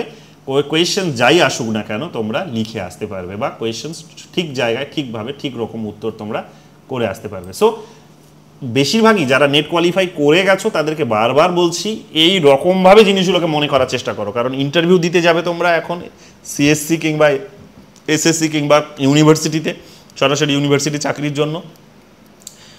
তো তাদেরকে এই কেন দিয়ে প্রশ্ন করবে, কেন দিয়ে। SSCতে দেখবে খুব এত জটিলে যায় না, SSCতে জিজ্ঞেস করবে হয়তো কত নম্বর আর্টিকেলে আছে, কি আছে, ফিচার্স হেন তেন, কিন্তু জিজ্ঞেস করলেই করতে পারে। কিন্তু যারা কলেজ সার্ভিস কমিশনে এবং ইন্টারভিউ ইউনিভার্সিটিতে বিশেষ করে চাকরির ইন্টারভিউ দিতে যাবে, তারা ভালো করে প্রিপেয়ার্ড হয়ে নাও যে এগুলোই জিজ্ঞেস করবে তোমাকে, অন্য কিচ্ছু জিজ্ঞেস করবে না, তোমাকে বলবে যে বলো তো সংবিধানের আমাদের সংবিধানের কত নম্বর ধারায় সেখানে ইন্ডিপেন্ডেন্ট জুডিশিয়ারির কথা বলা হয়েছে। সো একজন হয়তো তোমাকে এটা বললো, সো তুমি বললে যে তুমি ইন্ডিপেন্ডেন্ট জুডিশিয়ারিটা বেসিক্যালি স্যার ওইটা আমাদেরকে 142 নামক আর্টিকেল সেটা ডিনোটস করে, বললেই হয়তো তুমি, তো সেটা জাস্টিফাই হয়ে গেল, ঠিক আছে, সঠিক উত্তর দিয়েছো, এটা ইনফরমেটিভ হয়ে গেল। কিন্তু অন্যজন ঘুরিয়ে হয়তো তোমাকে বলে প্রশ্ন জিজ্ঞেস হলো, কেন একটু উদাহরণ বলো তো, এর লজিকটা কি এর, তখন তুমি আটকে যাবে। এবং কলেজে এবং ইউনিভার্সিটিতে বেসিক্যালি এই ধরনের কোয়েশ্চেন্স, বিশেষ করে কলেজে এবং ইউনিভার্সিটিতে, বারবার বলছি, এই ধরনের কোয়েশ্চেন্স কেন দিয়ে কোয়েশ্চেন্স করার টেন্ডেন্সিটা কিন্তু বেশি। এটা দিয়েই তোমার কিন্তু এবিলিটি যাচাই করবে। ইনফরমেটিভ কোয়েশ্চেন্স তোমার এবিলিটি কখনো যাচাই, মানে ইনফরমেটিভ কোয়েশ্চেন দিয়ে তোমার এবিলিটি যাচাই হতে পারে না। তোমার এবিলিটি যাচাই হবে কেন দিয়ে প্রশ্ন করে, যে উত্তরটা তুমি দিচ্ছ সেটা দিয়ে। তো প্রশ্ন কেন এটাই জিজ্ঞেস করবে তোমাকে, ঘুরিয়ে ফিরিয়ে জিজ্ঞেস করবে যে বলো তো আমাদের দেশের সংবিধান কি এককেন্দ্রিক নাকি আমাদের দেশের সংবিধান যুক্তরাষ্ট্রীয়। তো তুমি তখন বললে যে স্যার এটা বলা মুশকিল, বা এক কথায় এর উত্তরটা আমি দেবো না, তার কারণ আমাদের সংবিধানে এখানে কোথাও এরকম এককেন্দ্রিক বা যুক্তরাষ্ট্রীয় বলা হয়নি। আমাদের সংবিধানে বরং যেটা বলা হয়েছে সেটা হচ্ছে যে India, that is Bharat, shall be a union of states. তো কেন্দ্রের একটা, মানে আমাদের ভারতবর্ষ একটা হচ্ছে মানে রাজ্যগুলোর হচ্ছে একটা হচ্ছে একটা কেন্দ্র হবে বা ইউনিয়ন হবে, একটা প্রতিষ্ঠান হবে, ঠিক আছে। তো এটা হয়তো বলা হয়েছে, কিন্তু সেটা কোনো রকমভাবে যুক্তরাষ্ট্রীয় কাঠামো সেটাকে ডিনোটস করে না। এখন তুমি এটা হয়তো উত্তরটা বললে, তখন তোমাকে বলবে যে কেন, কোয়েশ্চেন্স করবে কেন, তো ঘুরিয়ে তখন তোমাকে উত্তরটা দিতে হবে যে এটা তো আর ওই রকম কোনো আলাদা এগ্রিমেন্টের মধ্য দিয়ে তৈরি হয়নি, যেমন আমেরিকা তৈরি হয়েছে, এটা কতগুলো এগ্রিমেন্টের মধ্য দিয়ে, আমাদের দেশে ওই এগ্রিমেন্টের হয়নি। তো তখন তোমাকে এইরকম কেন দিয়ে উত্তরগুলো দিতে হবে। সো তুমি হয়তো বলেই দিলে 1 নম্বর আর্টিকেলে বলা হয়েছে, জিজ্ঞেস করলে বলে দিলে, কিন্তু কেন প্রশ্ন করলে আটকে যাবে। তোমাকে এখানে হয়তো বলে দিল যে বলো তো আমেরিকাতে তো ডুয়েল সিটিজেনশিপ আছে, কিন্তু আমাদের দেশে ডুয়েল সিটিজেনশিপ নেই কেন, তোমাকে উত্তরটা তখন তুমি ঘাবড়ে যাবে। তো প্রত্যেকটা জিনিস এখন থেকে যারা যারা এখানে অনেকজন আছো, প্রায় আমার গ্রুপে প্রায় ধরে নাও তো 22-25 জন তো আছোই, যে যারা নেট কোয়ালিফাই করে গেছো, JRF-ও আছে, তাদের এখন এইভাবে পড়াশোনাটা করা দরকার, যেহেতু CSC ঘনিয়ে আসছে, বা SSCর স্টুডেন্টরাও যেহেতু, মানে এইভাবে যদি পড়ো তাহলে পরীক্ষার হলে গিয়ে তোমার MCQ চুজ করতে ভুল হবে না, ঠিক জায়গায় চুজ করে আসতে পারবে। এবং ইন্টারভিউটাও তো বলা যায় না, 2-1টা কোয়েশ্চেন্স এইরকমভাবে তারা ছুড়ে দিলে তুমি কিন্তু পাস করতে পারবে। সো এই কেন দিয়ে যাচাই করো। তোমাকে বলেই দিল ডুয়েল সিটিজেনশিপ তোমার আমাদের দেশে আছে কি, তুমি বললে না নেই, কেন নেই, দুটো যুক্তি দাও তো কেন নেই। তো তখন তুমি আটকে যাবে। তো তো ডুয়েল সিটিজেনশিপ কেন নেই, তো তোমাকে ওটাকে ব্যাখ্যা করতে হবে ডুয়েল সিটিজেনশিপ কেন নেই। তো ডুয়েল সিটিজেনশিপ না থাকার তখন তোমাকে কারণগুলো বলতে হবে। তোমাকে হয়তো এখানে সিম্পল এইখানে আরও যে সমস্ত শব্দগুলো তোমাকে আমি বলে গেলাম, এখানে যে সমস্ত শব্দগুলো এখানে বলে গেলাম, এখানে আমি বলে গেলাম যে আমাদের দেশের সংবিধান বাইক্যামেরাল। আমাদের দেশের সংবিধান যখন এই পার্লামেন্ট যখন তৈরি করা হলো তখন তোমার কি মনে হয় যে পার্লামেন্ট যারা তৈরি করলো তাদের মাথায় কি এমন কাজ করে গেল যে তারা একটা বডি না করে দুটো বডি করলো? একটা বডি হলে তো ডিসিশন আরও তাড়াতাড়ি নেওয়া যেত, তাই না? তো দুটো বডি করলো কেন? কেন দুটো বডি? কেন রাজ্যসভা লোকসভা বলে দুটো বডি তৈরি করলো কেন? তোমাকে জিজ্ঞেস করবে কেন তৈরি করলো দুটো বডি, কারণ কি? একটা তো করলেই পারতো। বাংলাদেশে তো একটাই আছে, চায়না তো একটাই আছে। চায়না একটা আছে বরং ওরা অনেক বেশি উন্নতি করেছে। আমাদের দুটো আছে বলে তো আমার মনে হয় না যে আমরা অনেক কম উন্নতি করছি। তো কেন দুটো করলো? কি কাজ ব্রেনে ওদের কি কাজ করেছিল? আম্বেদকরের মাথায় কি এসেছিল যে ও দুটো করতে গেল? বা এটা তো তিনটেও হতে পারতো, তিনটে হলো না কেন? এই ঘুরিয়ে তোমাকে কেন দিয়ে প্রশ্ন করলে তুমি বোঝা যাবে যে তুমি কতটা পড়াশোনা করেছো আদলে। তুমি আসলে তুমি নেট ভিত্তিক পড়াশোনা করেছো নেট কোয়ালিফাই করার জন্য, না চাকরি ভিত্তিক পড়াশোনা করেছো প্রফেসর হওয়ার জন্য? সো পার্থক্যটা পরিষ্কার হয়ে যাবে। কারণ নেটের লেভেলের পড়াশোনাটা নেট পর্যন্ত ঠিক ওই রকম ইনফরমেশন, যা কোনো ব্যাখ্যা টাক্কা জিজ্ঞেস করে না, ওখানে আমাদের ইনফরমেশন ডিরেক্ট ছুড়ে দিচ্ছে, আমরা ইনফরমেশনগুলো করে আসছি, পেয়ে যাচ্ছি। কিন্তু ইন্টারভিউ বোর্ডে তোমার এবিলিটি যাচাই হবে। তো কেন দিয়ে প্রশ্ন করবে যে কেন দুটো বডি রাখা হলো, এটা জাস্টিফাই করো, বোঝাও আমাদেরকে। কেন আমাদের দেশের সংবিধান রিটেন করা হলো? ইউকে তো রিট সংবিধানই নেই, দিব্যি চলছে, আমাদের দেশের থেকে তো অনেক উন্নতি করেছে। আমরা আমাদের দেশে কেন রিটেন সংবিধান করলাম? কারণ কি?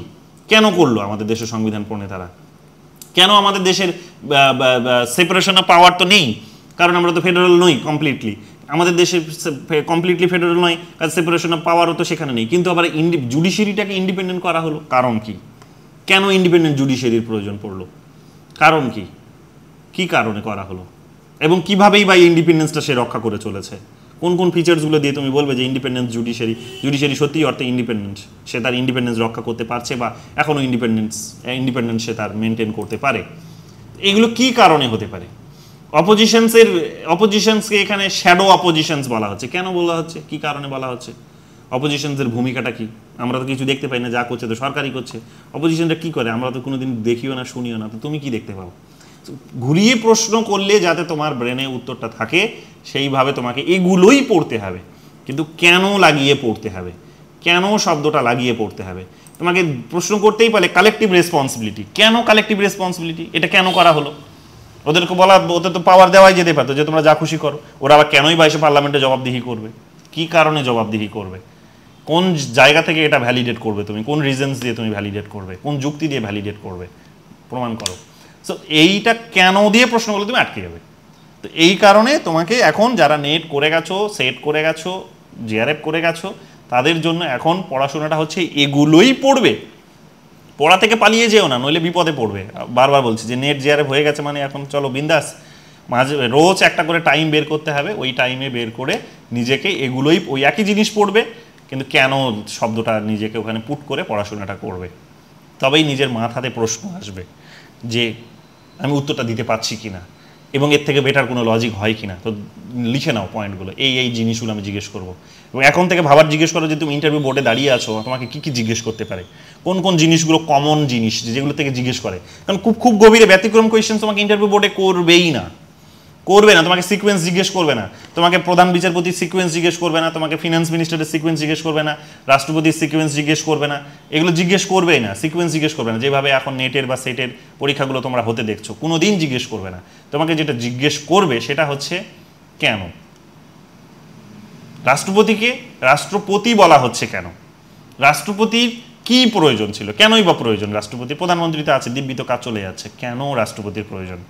কেন প্রধানমন্ত্রীকে এখানে সমস্ত ক্ষমতা দেওয়া হলো? কেন রাষ্ট্রপতিকে এখানে কম ক্ষমতা দেওয়া হলো? আবার নমিনাল পাওয়ার কেনই বলছি আমরা, নামমাত্র শাসক কেন বলছি? কেন? প্রত্যেকটার সাথে এখন থেকে কেন লাগিয়ে দাও, আর নিজেকে উত্তরগুলো দেওয়ার চেষ্টা করো, সুন্দরভাবে লিখে লিখে লিখে লিখে উত্তর রেডি করো।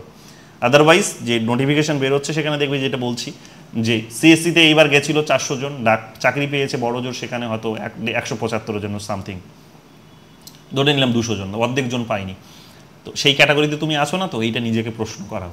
আর যদি উদ্ধার করতে চাও নিজেকে, যেটা আমিও যেহেতু এখনও সিএসসি কোনো চাকরির ইন্টারভিউ ফেস করিনি, বাট অনেক জনের অনেক অভিজ্ঞতা আমি শুনেছি। আমার জুনিয়ররা অনেক চাকরি পেয়েছে, সিনিয়ররা পেয়েছে, ব্যাচমেটরা পেয়েছে। আমি অনেক জনের কাছ থেকে অনেক অভিজ্ঞতা নিয়েছি। যেটা আমি বুঝেছি সেটা হচ্ছে যে কেন দিয়ে প্রশ্ন তোমাকে করবেই। তোমার এবিলিটি, লাস্ট মোমেন্টে তোমার এবিলিটি যাচাই করার জন্য, এবং ওটাই ফাইনাল আনসার হবে। কারণ ইনফর্মেটিভ জিজ্ঞেস করলে তুমি হয়তো টপাটপ বলে দিলে উত্তরগুলো, তোমার মনে পড়ে গেল, সব বলে দিলে, 142 স্যার ওটা বলেছে, 143 স্যার এটা বলে দিয়েছে, তুমি তালিকাটা হয়তো লম্বা করে বলে দিলে, হ্যাঁ, যে সুপ্রিম কোর্টের পাওয়ার ফাংশন যা কোথায় কী আছে সব বলে দিলে, কিন্তু কেন আটকে যাবে এবার তখন তুমি। সো ওইটাকে রেডি করো, এবং মুখস্থ যদি না করতে চাও, যদি বুঝে বুঝে পড়তে চাও, তাহলে কেন দিয়ে প্রশ্ন করে পড়ো। তাহলে এমসিকিউগুলো এসএসসি হোক কিংবা হচ্ছে নেট সেট হোক, তাহলে এমসিকিউ প্রশ্নগুলোর উত্তরগুলো সঠিক করে আসতে পারবে, ঠিক করে আসতে পারবে, ঠিক জায়গাতে চুজ করে আসতে পারবে, তোমরা ঠিক অপশানকে চুজ করে আসবে, নইলেও সম্ভব ভুলে যাবে। এই যে এখন পড়ে দিলাম, কালকে গিয়ে ভুলে যাবে, 7 দিন পর ভুলে যাবে। এইটা যেন না হয়, কেন দিয়ে প্রশ্ন করো। বারবার বলছি, যারা বিশেষ করে নেট সেট কোয়ালিফাই করে গেছো তাদেরকে বলছি, কেন দিয়ে প্রশ্ন করে রেগুলার বেসিসে পড়াশোনা করো, এগুলোই পড়ো, অন্য কিছু না। জেআরএফ হয়ে গেছে, চলো জেআরএফের মতো চলো, পিএইচডির মতো চলবে, কিন্তু দিনে 2 ঘন্টা বের করে নিয়ে কেন দিয়ে ওই একই প্রশ্ন তুমি বোঝার চেষ্টা করছো, কেন, লজিক কী। ওই একটা করতে গেলে তুমি দেখবে 10টার উত্তর পেয়ে যাচ্ছ, আরও 10টা কনস্টিটিউশনের আরও 10টা টপিকের বা অন্যান্য 10টা আইডিয়ার তুমি উত্তর পেয়ে যাচ্ছ।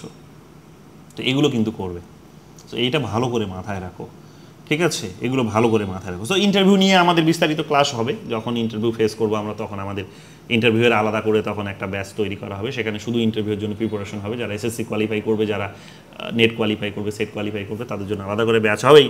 কিন্তু এখন থেকে তোমাদের জিনিসগুলো কিন্তু দিয়ে দিচ্ছি, বুঝিয়ে দিচ্ছি, এইভাবে নিজেকে রেডি হতে হবে, এইভাবে রেডি হও। দেখো অনেক স্টুডেন্ট দেখেছি আমি, কিচ্ছু নেই, শুধু সেটটা নিয়ে গেছে, তার পিএইচডিও নেই, তার পাবলিকেশনও নেই, তার কিচ্ছু নেই, শুধু ইন্টারভিউটা ভালো দিয়েছে। অনেক স্টুডেন্ট আছে তার পিএইচডি আছে, অনেক স্টুডেন্ট আছে তার জেআরএফ আছে, যাদবপুরের, সে আবার ব্যাকগ্রাউন্ডও স্ট্রং, ইউজি থেকে একেবারে পিএইচডি পর্যন্ত যাদবপুর, জেআরএফ আছে, হয়নি, জেআরএফ আছে, হয়নি। কেন হয়নি? কারণ ওই যে মুখস্থ করে গেছে, আর জেআরএফ পাওয়ার পর পড়াশোনা ছেড়ে দিয়েছে, মাস গেলে তো টাকা পাচ্ছে, কী দরকার আর পড়াশোনা করে, ছেড়ে দিয়েছে। ওই কেন দেওয়ার প্রশ্ন নিজেকে করেনি। সো ওইখানেই গিয়ে তার সে খামতিগুলো ধরা পড়ছে। আর যখনই তোমাকে দেখবে না তুমি ভালো জায়গা থেকে পড়ে এসছো, তুমি যখনই দেখবে জেআরএফ পেয়েছিলে, বড় কিছু অ্যাচিভ করেছো, তখন তোমাকে বেশি করে কোয়েশ্চেন্স করবে। কোয়েশ্চেন্সগুলো তোমার কাছে এক্সপেকটেশনসটাও বেশি, যে তুমি আরও বেটার কিছু জানো, তোমার কাছে আরও জটিল প্রশ্ন আসবে, তোমার কাছে প্রশ্নের সংখ্যাটাও বেশি হবে। সো প্যারালালি ওইটাকেও মাথায় রাখতে হবে, এসএসসির জন্যও, নেটের জন্যও, এসএসসির জন্য, সিএসসির জন্যও। যখনই শুনবে তুমি যাদবপুর থেকে গেছো, প্রেসিডেন্সি থেকে গেছো, তখন তোমাকে ওই লেভেলের প্রশ্ন করবে, এটা মাথায় রাখতে হবে, প্রশ্নের সংখ্যাটাও বেশি হবে।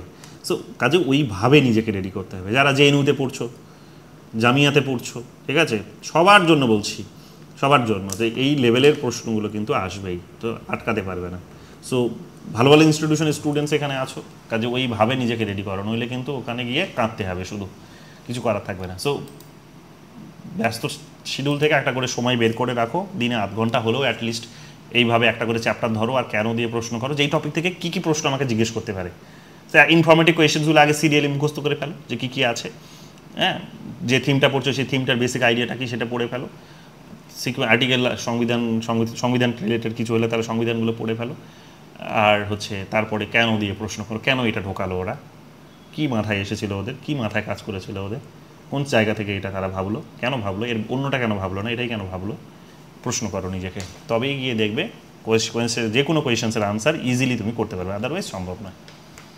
যাই হোক, আজকে আমি আর লম্বা করছি না, আজকে অনেকটা 2 ঘন্টা হতে চললো প্রায়। জেনারেলি আমার এসএসসির ক্লাসটা 1 ঘন্টা হয়, কিন্তু যেহেতু নেটের স্টুডেন্টরা আছে এখানে, আমি ওদেরকে যেহেতু আরও অনেকক্ষণ ধরে পড়াই, তো সেই কারণে লম্বা হলো। এটা এক প্রকার লাভ এসএসসির স্টুডেন্টদের জন্য, কারণ এতটা লম্বা আমি এসএসসির ক্লাসে টানি না, যেহেতু ওদের ইনফরমেটিভ বিষয় অনেক কিছু জিজ্ঞেস করে। বাট হ্যাঁ, এটা হওয়াতে তোমাদের লাভও হলো, এমসিকিউগুলো তোমাদের আর মুখস্থ করতে হবে না, ইজিলি এই কারণগুলো জানা থাকলে ইজিলি তোমরা সলভও করতে পারবে। ঠিক আছে, আশা করি বোঝাতে পেরেছি। কারো কোনো কোয়েশ্চেন্স থাকলে জিজ্ঞেস করতে পারো, আর না থাকলে গুড নাইট। কারো কিছু আছে? চলো, কারো কিছু নেই? হ্যালো, হ্যাঁ স্যার। বলো। হ্যাঁ বলছি, ওই অ্যাপস এর প্রবলেমটা তো ওটা সলভ হচ্ছেই না। হচ্ছে না, ওইটা আমিও দেখছি। না, ওটা আমিও দেখছি, এটা হচ্ছে না। আমি আসলে সফটওয়্যার ইঞ্জিনিয়ারও, মুশকিলটা হচ্ছে এখানে, এটা যে আমি ওটা দেখছি কিন্তু পারছি না। আমি দেখছি পিডিএফটাই তোমাকে দিয়ে দেবো, আর পিডিএফটাই করো আপাতত, ঠিক আছে? পিডিএফ নিজের মতো করে প্রিন্ট আউট করে নিয়ে লিস্ট বের করে করো, ঠিক আছে? আর এসএসসির ক্লাসে বাংলা মেটেরিয়ালটাও তোমাদের দিইনি, বাংলা মেটেরিয়ালটাও আমি এর আগের ক্লাসে দিয়ে দেবো, রাতে দিয়ে। তাহলে ওই গ্লোবালাইজেশনের পিডিএফটা দিয়ে দেবেন তাহলে, এমসিকিউটা। হ্যাঁ, গ্লোবালাইজেশন আর রিপ্রেজেন্টেশন ওগুলো দেওয়া হয়নি, গ্লোবালাইজেশনটা দিয়েছি বোধহয়, রিপ্রেজেন্টেটিভ। না ওটা দিয়েছেন, যেটা সলভ করতে দিয়েছিলেন এর থেকে। আচ্ছা হ্যাঁ হ্যাঁ ওটা দিয়ে দেবো, হ্যাঁ ঠিক হুম আছে হুম, হ্যাঁ, হ্যাঁ, ঠিক আছে স্যার। ঠিক আছে ঠিক আছে তাহলে আজকে এতটুকুই থাক, দেখা হবে আবার আগামীকাল, ঠিক আছে চলো good night. Sir good night sir. Hello কিছু বলছো স্যার, আর কেউ? বলো বলো। স্যার বলতেছি, হ্যাঁ স্যার বলতেছি ক্লাসটা, এই ক্লাসটা আরেকটু দিয়ে দেন, আরেকটু দেখতে হবে তো, হ্যাঁ হ্যাঁ রেকর্ড রেকর্ডেডটা। আপলোড করে দিয়ে দেবো, আগেরগুলো তো সব দেওয়া আছে, আগেরগুলো তো এসএসসির যে প্লে লিস্টটা আছে আমার, সেই প্লে লিস্টে চলে যাও, ওখানে সব পেয়ে যাবে আগেরগুলো। স্যার এটা কোথা থেকে, স্যার এটা কোথা থেকে পাবো প্লেলিস্টটা? এসএসসির প্লে লিস্ট আমার ইউটিউব চ্যানেলে গেলে যে কোনো একটা ভিডিও আমার খুলে নাও, খুলে নিয়ে আমার ইউটিউব চ্যানেলের নামটাতে টাচ করো, করলেই ডান দিকে দেখবে প্লে লিস্ট বলে শো করবে, প্লে লিস্টটাতে টাচ করো, নিচের দিকে এসএসসি লেখা থাকবে, এসএসসিতে দেখবে সব ক্লাসের তালিকা আছে, যতগুলো এসএসসির ক্লাস হয়েছে এখনো পর্যন্ত, ঠিক আছে? তুমি ঠিক নেট আছে, না, স্যার। তুমি নেট না এসএসসির স্টুডেন্ট? Sir SSC. এসএসসি, তাহলে ওই যে এসএসসির প্লে লিস্টে চলে যাও, পেয়ে যাবে, ঠিক আছে? ইউটিউবে আমার চ্যানেলে ঠিক গিয়ে আছে, প্লে লিস্টে গিয়ে এসএসসি, ব্যাস তাহলে পেয়ে যাবে, ঠিক আছে? খোঁজো না পেলে ঠিক আছে, জানিও স্যার। আমাকে, আমি লিঙ্কটা দিয়ে দেবো। ঠিক আছে স্যার। ঠিক আছে হ্যাঁ।